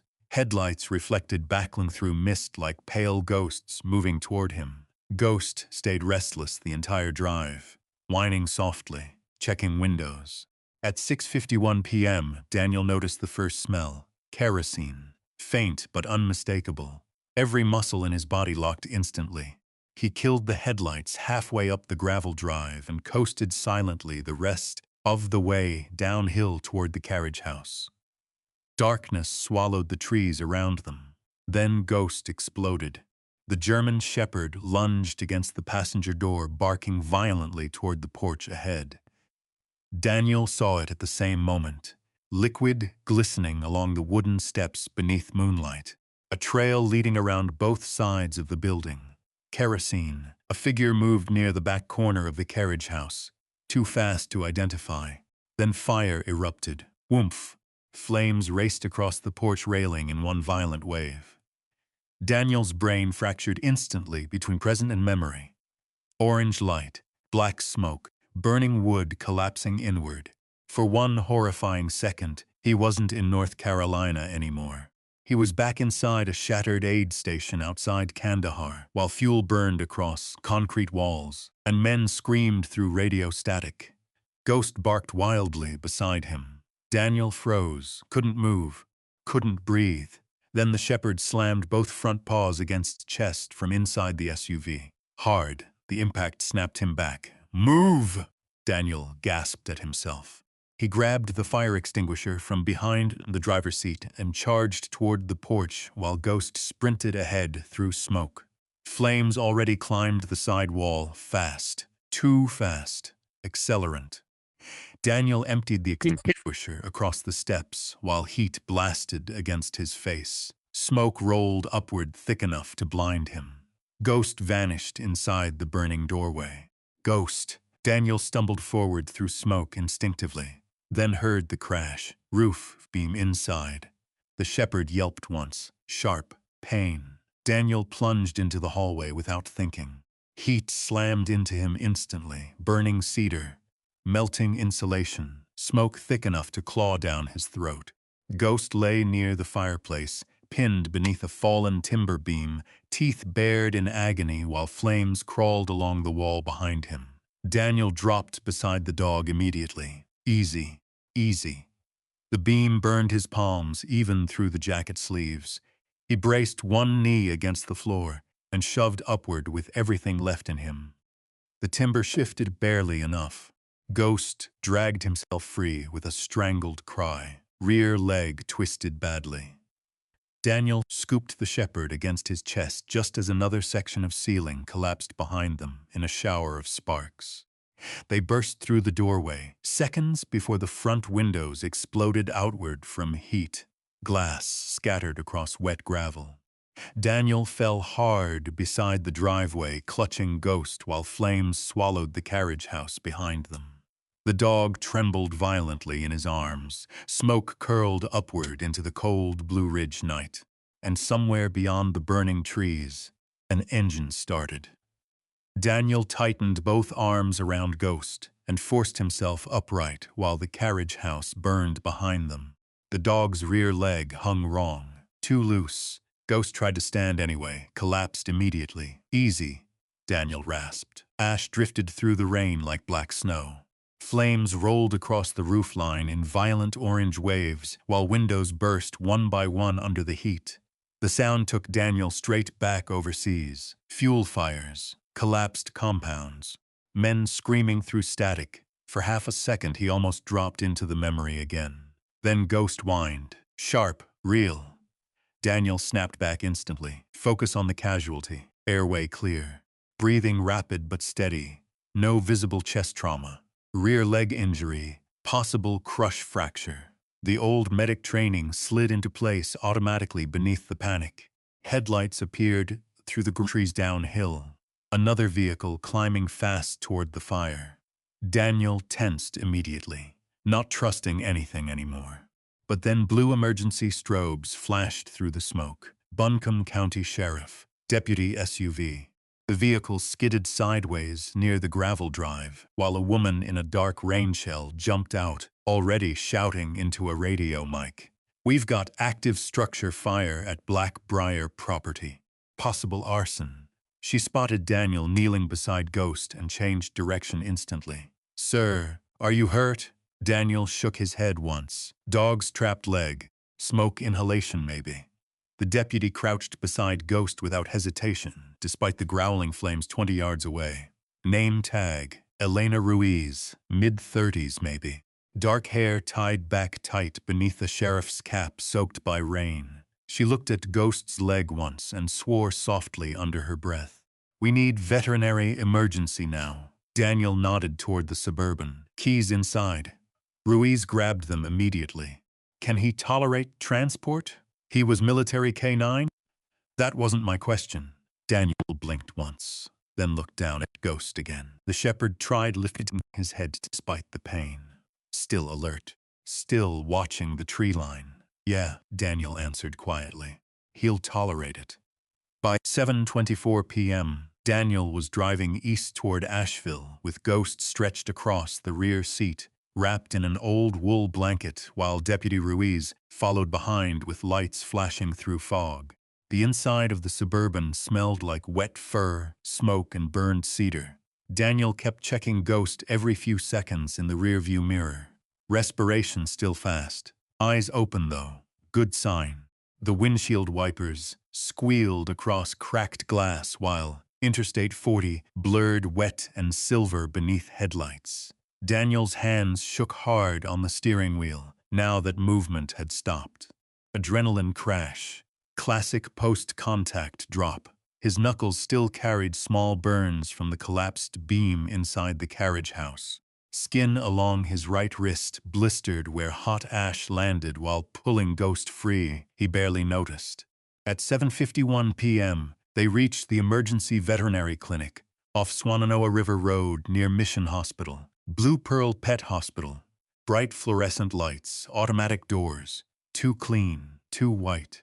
Daniel hated places like this. Too close to field hospitals. Ghost tried standing when technicians rolled out the gurney. Couldn't. Daniel helped lift him carefully while the shepherd trembled against the blanket. One technician glanced toward Daniel's smoke-covered jacket. You should probably get checked too. Daniel ignored that. Ghost's eyes stayed locked on him while they wheeled the dog through swinging double doors toward treatment. Then he disappeared. Just like that. The silence afterward hit harder than the fire.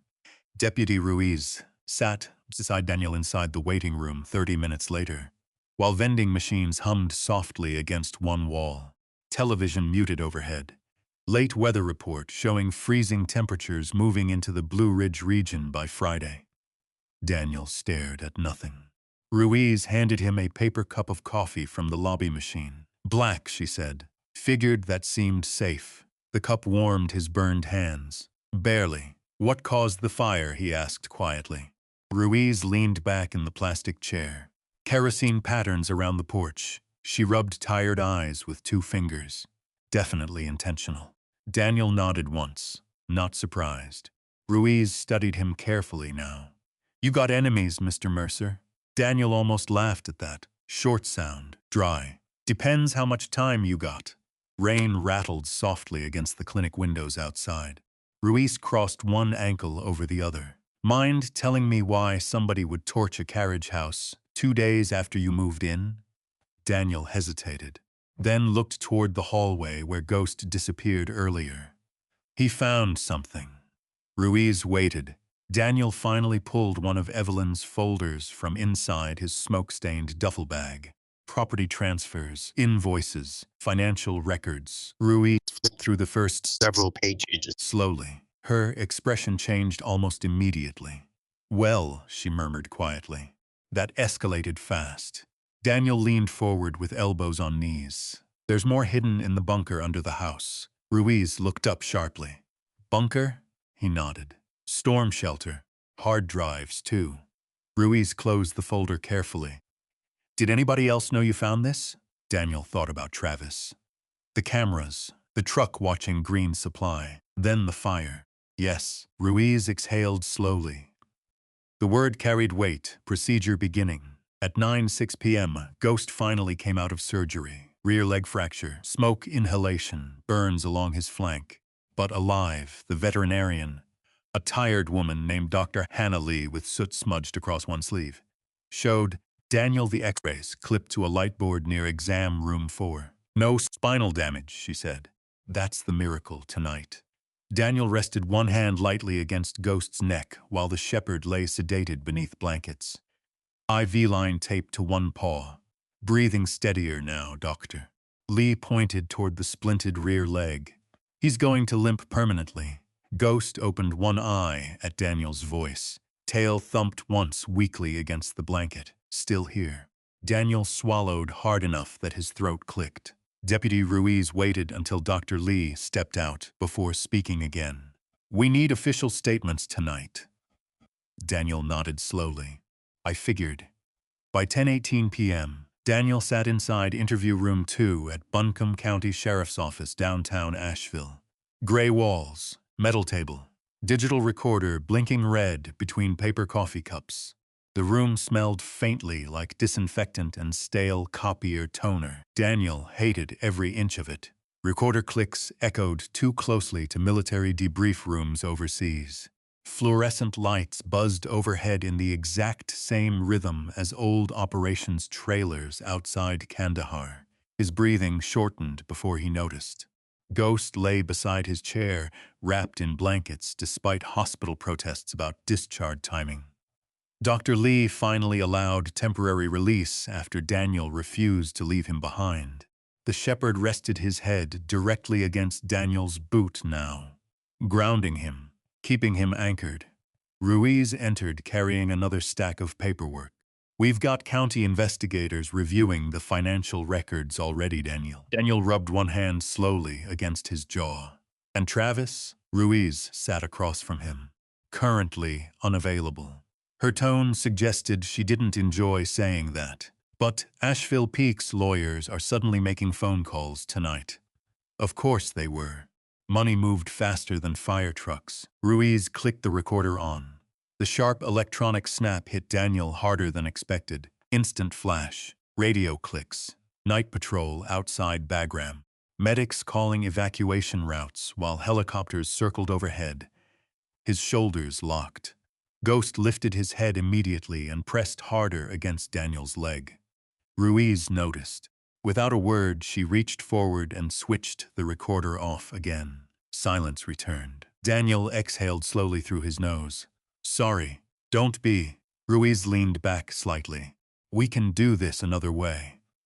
For the first time all night, somebody sounded human instead of procedural. That mattered more than she probably realized. The interview lasted nearly 3 hours anyway. Not dramatic, no yelling, just endless details, dates, names, locations, who knew what and when. Daniel handed over everything except the remaining hidden bunker files. Not yet. Some instinct still held him back. Trust had gotten expensive lately. At 1:47 a.m., Ruiz finally drove him back toward Black Mountain. The carriage house was gone, mostly. Fire crews had contained the blaze before it spread into surrounding woods, but the structure now sat blackened and hollow against the mountain slope. Steam curled upward through skeletal beams beneath floodlights. Ghost watched silently from the back seat. Daniel didn't stop the SUV right away. Just sat there with the engine idling. The white dogwood tree near the porch had survived. Somehow, burned on one side. Still standing, Ruiz looked at the wreckage quietly. Somebody wanted that evidence gone. Daniel nodded once. Wind moved through the ruined frame, carrying wet ash across the gravel. Then Ruiz handed him another envelope. What's this? Emergency housing grant, she said. Veteran outreach nonprofit in Asheville. She glanced toward Ghost. Walter Green made some calls. Daniel opened the paperwork slowly. Temporary rebuilding funds. Short-term lodging assistance. Enough money to start over again. Not much, but enough. Ghost shifted painfully in the back seat and rested his muzzle against Daniel's shoulder from behind. Warm breath, still alive. Ruiz watched the dog quietly for a moment. You know, she said softly, most people would run after tonight. Daniel stared at the burned remains of the carriage house through drifting steam, then down at the folder resting in his lap. Evelyn's evidence, her trust. Ghost's blood still dried across his sleeves. No, he answered after a long silence. His voice came out rough. I think I'm done running. Winter arrived early in the mountains that year. By the second week of November, frost coated the guardrails along Blue Ridge Parkway before sunrise, and thin sheets of ice formed beside the creek behind the burned carriage house every morning. Daniel stayed anyway. Most people expected him to leave after the fire. Walter Green certainly thought about asking.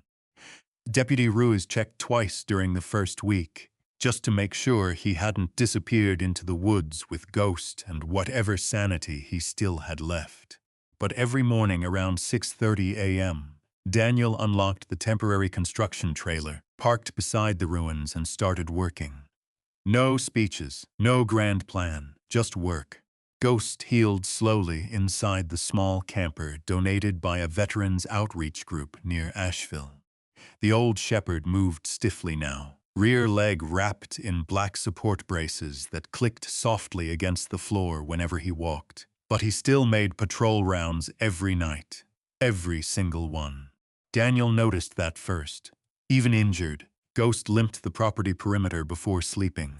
Creek bed, burned porch remains, tree line near the old trail camera. Routine mattered to him. Maybe because routine was the only thing that ever kept soldiers alive. At 7:14 a.m., one freezing Thursday morning, Daniel stood beside the blackened foundation, wearing work gloves stiff with dried mortar, while Walter Green unloaded reclaimed cedar beams from his truck. Steam drifted from both men's coffee cups into the cold mountain air. Walter eyed the half-cleared debris pile. You know, most people would bulldoze all this. Daniel drove the pry bar beneath another burned board. Most people didn't get dragged out of it by a dog. Walter grunted softly. Fair point. The mountain smelled different now. Not smoke anymore. Fresh sawdust, wet dirt, cold stone. The kind of smell that belongs to rebuilding.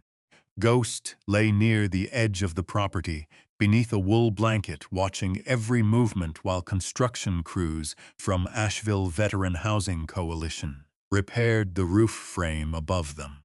Hammer strikes echoed through the valley. Steady rhythm. Daniel found he liked that sound better than silence. At first the work was simple. Clear debris, salvage brick replace warped supports. Then slowly the place started becoming something else. Not the old Carriage house. Not exactly. Something stronger. Walter taught Daniel how to cut dovetail joints properly one cold afternoon, after noticing him measuring twice before every cut. "You still move like infantry," the old man muttered while adjusting the table saw fence. "Everything's angles and exits with you." Daniel looked up from the cedar beam. Hard habit to lose. Walter nodded toward Ghost. Dogs still sleeps facing the door too. That night Daniel noticed Walter was right. Ghost always positioned himself between Daniel and entrances, even asleep. At 2:11 a.m., during the third week of reconstruction, Daniel woke suddenly inside the camper after hearing helicopter blades somewhere beyond the mountains. His body reacted before his mind did, heart slamming, breath shortening. He reached for the flashlight beside the cot automatically, while his eyes searched for exits in total darkness. Afghanistan again. Night medevac flights. Rotor wash blowing blood across concrete. Men screaming over static. Then Ghost pressed his muzzle against Daniel's chest. Firm, grounding. The shepherd stayed there until Daniel's breathing slowed again. Outside, the helicopter drifted farther south toward Mission Hospital, Asheville. Civilian flight. Nothing more. Daniel rubbed one hand slowly down Ghost's neck afterward. "Sorry," he whispered into the dark. Ghost rested his head across Daniel's boot. Stayed there. 3 days later, Mrs. Alvarez arrived. Tiny woman. Gray curls. Heavy church coat buttoned crooked against the cold. She drove an ancient Toyota Corolla that sounded like loose silverware every time it stopped moving. Daniel spotted her struggling with casserole dishes near the gravel drive and hurried over automatically. "You don't have to carry all that?" "Yes, I do," she said firmly. "You look like a man surviving on black coffee and bad decisions." Walter laughed so hard he nearly dropped a ladder. Mrs. Alvarez brought food every Tuesday after that. Chicken soup, cornbread, beef stew thick enough to stand a spoon upright. She never asked Daniel about Afghanistan. Never asked about the fire either. Just fed people. Sometimes that's holier than sermons. At 4:42 p.m. One rainy afternoon, Deputy Ruiz arrived, carrying a thick county evidence box under one arm. Ghost barked once when her SUV pulled up, then wagged his tail slightly. Rare approval. Ruiz stepped carefully around construction supplies scattered near the porch frame while Daniel wiped sawdust from his hands. "You got a minute?" He nodded toward the half-finished porch. Ruiz handed him the evidence box. Inside sat the recovered hard drives from the bunker along with copies of formal indictments. Fraud, embezzlement, arson, conspiracy. Travis Harrow's name appeared across multiple pages. Daniel stared quietly at the paperwork while rain ticked against the trailer roof nearby. Ruiz leaned against the porch beam. "He hired contractors from Tennessee to torch the place," she said. "One of them flipped after we pulled phone records." Daniel nodded once. Not satisfaction, just confirmation. Ruiz watched him carefully. "You know most people expected you to celebrate." Daniel closed the box slowly. Ghost limped over beside him and rested against his leg. "I don't feel like celebrating." Ruiz studied him another second before speaking again. "There's also this." She handed him a second envelope. Grant approval paperwork. Permanent reconstruction funding. Enough to finish rebuilding fully. Daniel looked up slowly. "Why?" Ruiz shrugged lightly. "Turns out people get angry when they hear somebody burn down a veteran shelter." The word hit differently now. Shelter. Not property. Not structure. Shelter. That night, Daniel sat alone beneath the unfinished porch roof while snow drifted lightly across the mountains for the first time that season. Ghost slept beside the fire barrel, wrapped in blankets, while cedar smoke curled upward into the dark sky. Daniel replayed one of Evelyn's tapes again on the old recorder. Static hissed softly first. Then her voice returned. "A shelter is not a building," she said quietly. "It's the first place someone stops feeling hunted." Daniel stared out toward the tree line while snow gathered silently along the gravel road. The sentence stayed with him. Deep. At 8:09 p.m. 2 nights later, headlights appeared near the property gate. Daniel reached automatically for the flashlight beside the porch chair, before realizing the vehicle wasn't county police. Old Ford Ranger. Primer gray hood. Engine knocking badly. The truck stopped near the entrance and stayed idling. Ghost rose immediately despite the injured leg. Alert. A young man climbed slowly from the driver's seat, wearing an oversized arm-sus jacket and fingerless gloves. Mid-20s, maybe. Exhaustion hanging off him like wet clothes. The man noticed Ghost first, then Daniel. "You got room to turn around up here?" he asked quietly through the cold. Daniel studied him. Dirty boots, army duffel bag in the truck bed, hands trembling slightly from cold or withdrawal or both. Didn't matter. He recognized the look anyway, seen it in mirrors before. Ghost limped halfway down the porch steps and stopped, watching. The younger veteran looked at the dog carefully. "He friendly?" Ghost answered by sitting down. Daniel almost smiled. "Almost." "What branch?" he asked. "Marines." "Where'd you serve?" "Helmond." Daniel nodded once. Enough said. Snow drifted harder now beneath the porch light while the young man shifted awkwardly beside the truck. "I just needed somewhere to park tonight," he admitted quietly. "Didn't know this place was occupied." Daniel looked back toward the rebuilt carriage house frame behind him. Warm light glowed through the temporary windows now. Smoke drifted from the chimney. Fresh cedar boards covered the walls where blackened beams once stood, not finished yet, but alive again. Ghost looked back at Daniel, waiting, the same way he had the night Mercer climbed the porch steps weeks earlier. Decision point. Daniel exhaled slowly through the cold air, then nodded toward the porch. "There's coffee inside," he said. The younger veteran blinked once, like he hadn't heard correctly. Daniel opened the door wider and shut the truck off before it dies completely. Ghost moved aside to let the stranger pass, just enough. Later that night, long after the snow covered the mountain roads white, Daniel stood alone beside the rebuilt fireplace while Ghost slept stretched across the rug nearby. The carriage house felt different now, not hidden, not abandoned, occupied, alive. He walked to the front window slowly and pulled the curtains fully open for the first time since arriving in Black Mountain. Outside, snow fell softly through the Blue Ridge darkness, while warm light spilled across the porch and down into the trees below. No more hiding, not from the mountain, not from memories, not anymore. And somewhere deep inside the old rebuilt walls, something finally loosened its grip. By late January, people around Black Mountain had stopped calling it the burned place. Now they called it Mercer House. Daniel never asked for that. The name just appeared one morning on a handwritten donation receipt taped beside a box of canned food near the porch steps. For Mercer House. From Ridgeway Baptist Church underneath, somebody had drawn a crooked little paw print. Daniel stared at it longer than he meant to, then quietly folded the note into his jacket pocket. Snow still covered most of the Blue Ridge ridges by then.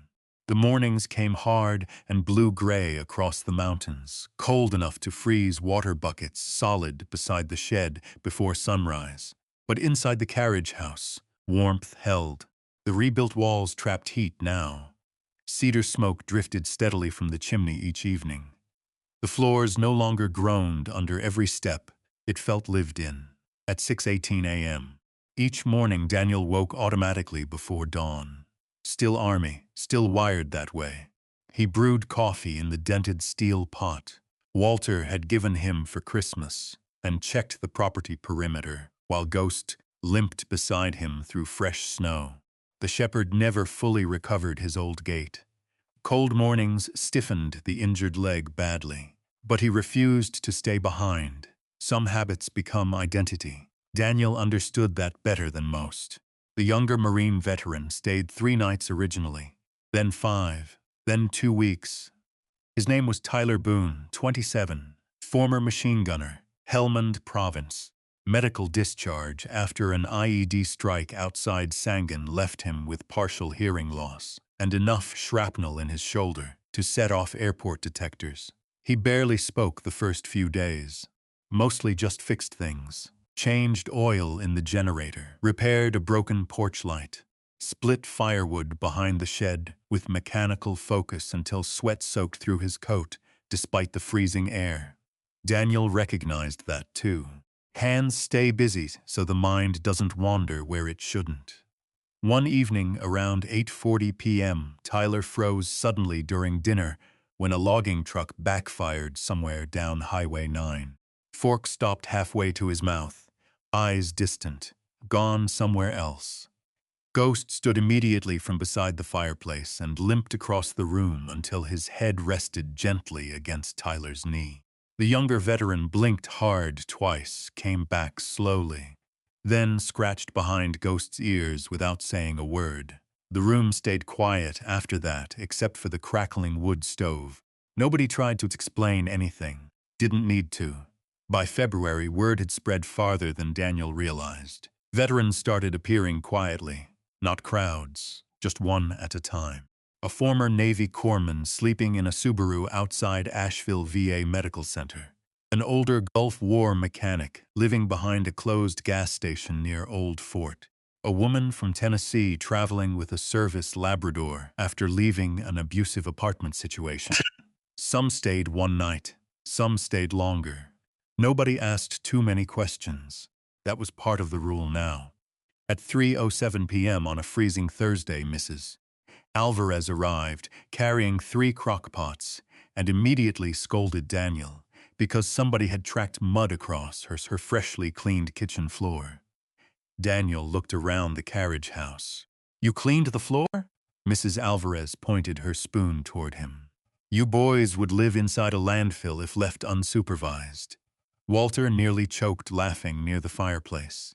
Ghost wagged his tail once from the rug. The sound inside the carriage house had changed now. Not silence anymore. Conversation. Boots drying near the stove. Coffee cups clinking softly. Low laughter. Life. One afternoon, Deputy Ruiz stopped by after court proceedings officially ended in Asheville. Travis Harrow accepted a plea deal. 7 years federal prison. Additional state charges pending. Asheville Peaks Development backed out entirely. After investigators uncovered fraudulent land acquisitions tied to multiple charity properties across western North Carolina. Ruiz handed Daniel the final paperwork near the porch, while snow melted slowly from the roof above them. "You won," she said. Daniel looked toward the tree line, where Ghost and Tyler walked perimeter trails together. "No," he answered quietly. Ruiz followed his gaze, then nodded slowly like she understood. Maybe she did. The old bunker beneath the carriage house stayed sealed after the investigation ended. Daniel kept only one thing from inside: Evelyn's cassette tapes. Everything else went into county evidence storage. Some nights after everyone fell asleep, Daniel replayed the recordings alone beside the fireplace. The old woman's voice carried differently now. Not mysterious anymore. Familiar. At 11:52 p.m., one windy night in early March, Daniel sat awake listening to rain hammer the roof while Ghost slept beside the stove. The storm sounded almost identical to the one from the night of the fire. For a moment his hands tightened around the coffee mug automatically. Old reflex. Old ghosts. Then he noticed something strange. No shaking. None. Outside, rainwater rushed through the creek bed below the property while porch lights glowed warm against the darkness. Inside the carriage house, Tyler snored softly from the upstairs loft while somebody's old country station played low through a radio near the kitchen. Safe sounds.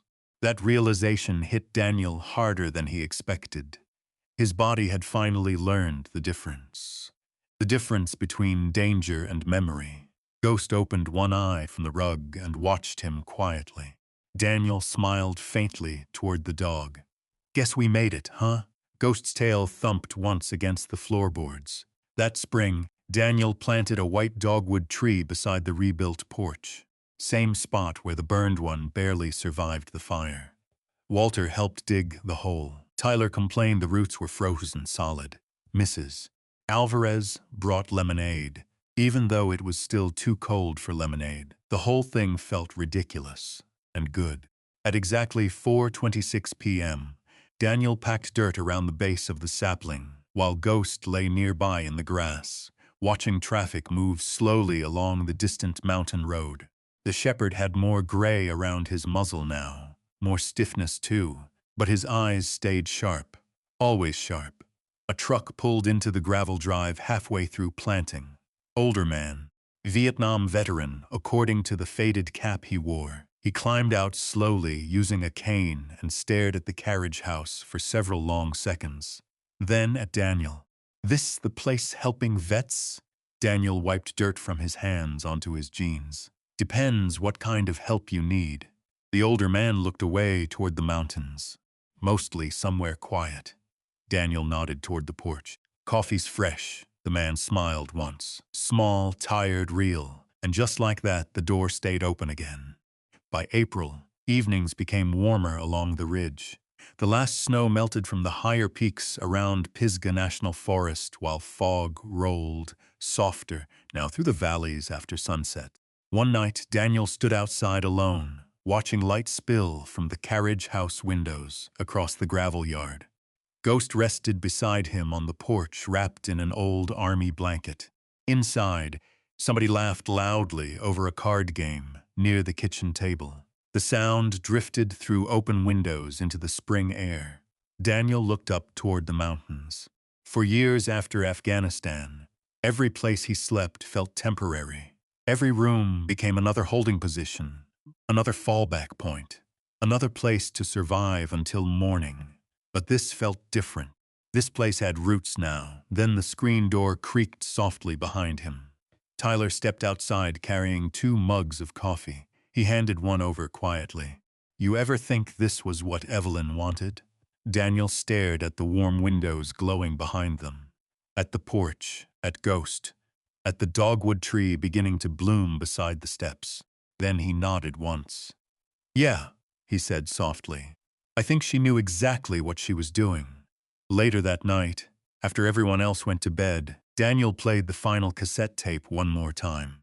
Static crackled softly first. Then Evelyn's voice filled the room. Older, now, tired, but steady. "A shelter is not a building," she said again. "It's the first place someone stops feeling hunted." Daniel sat quietly beside the fireplace while flames reflected softly across Ghost's tired eyes. Outside, wind moved through the Blue Ridge trees in long, slow waves. The old shepherd finally lowered his head onto Daniel's boot. Stayed there. The camera of memory would pulled back slowly then. Beyond the porch, beyond the gravel road, beyond the dark mountain ridges stretching across western North Carolina. And there, in the middle of all that cold Appalachian darkness, sat one small carriage house, glowing warm against the night. Not abandoned anymore. Not haunted anymore. Just home. Sometimes the people society calls broken are the only ones still holding the line between greed and humanity. Daniel Mercer didn't inherit a fortune. He inherited a reason to stay alive. And maybe that's worth more. If you've ever had a dog carry you through your darkest season, or if someone once gave you a second chance when you thought your life was over, tell us in the comments. And if this story stayed with you tonight, subscribe and come back for the next one. Because sometimes healing doesn't arrive the way people expect it to. With speeches, not with miracles, not even with money. Sometimes it arrives as a limping German shepherd refusing to leave your side in the middle of the fire. Sometimes it looks like a warm light glowing from a small carriage house. in the mountains while the rest of the world keeps driving past. Daniel Mercer didn't need people to feel sorry for him. He needed one honest chance to stop surviving long enough to start living again. And maybe that's true for more people than we realize.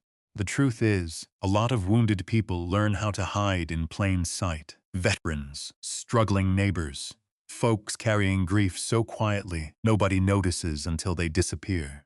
Most of them are not asking to be rescued. They're asking to be treated like human beings, with dignity, with patience, with respect. Ghost understood that before anyone else did.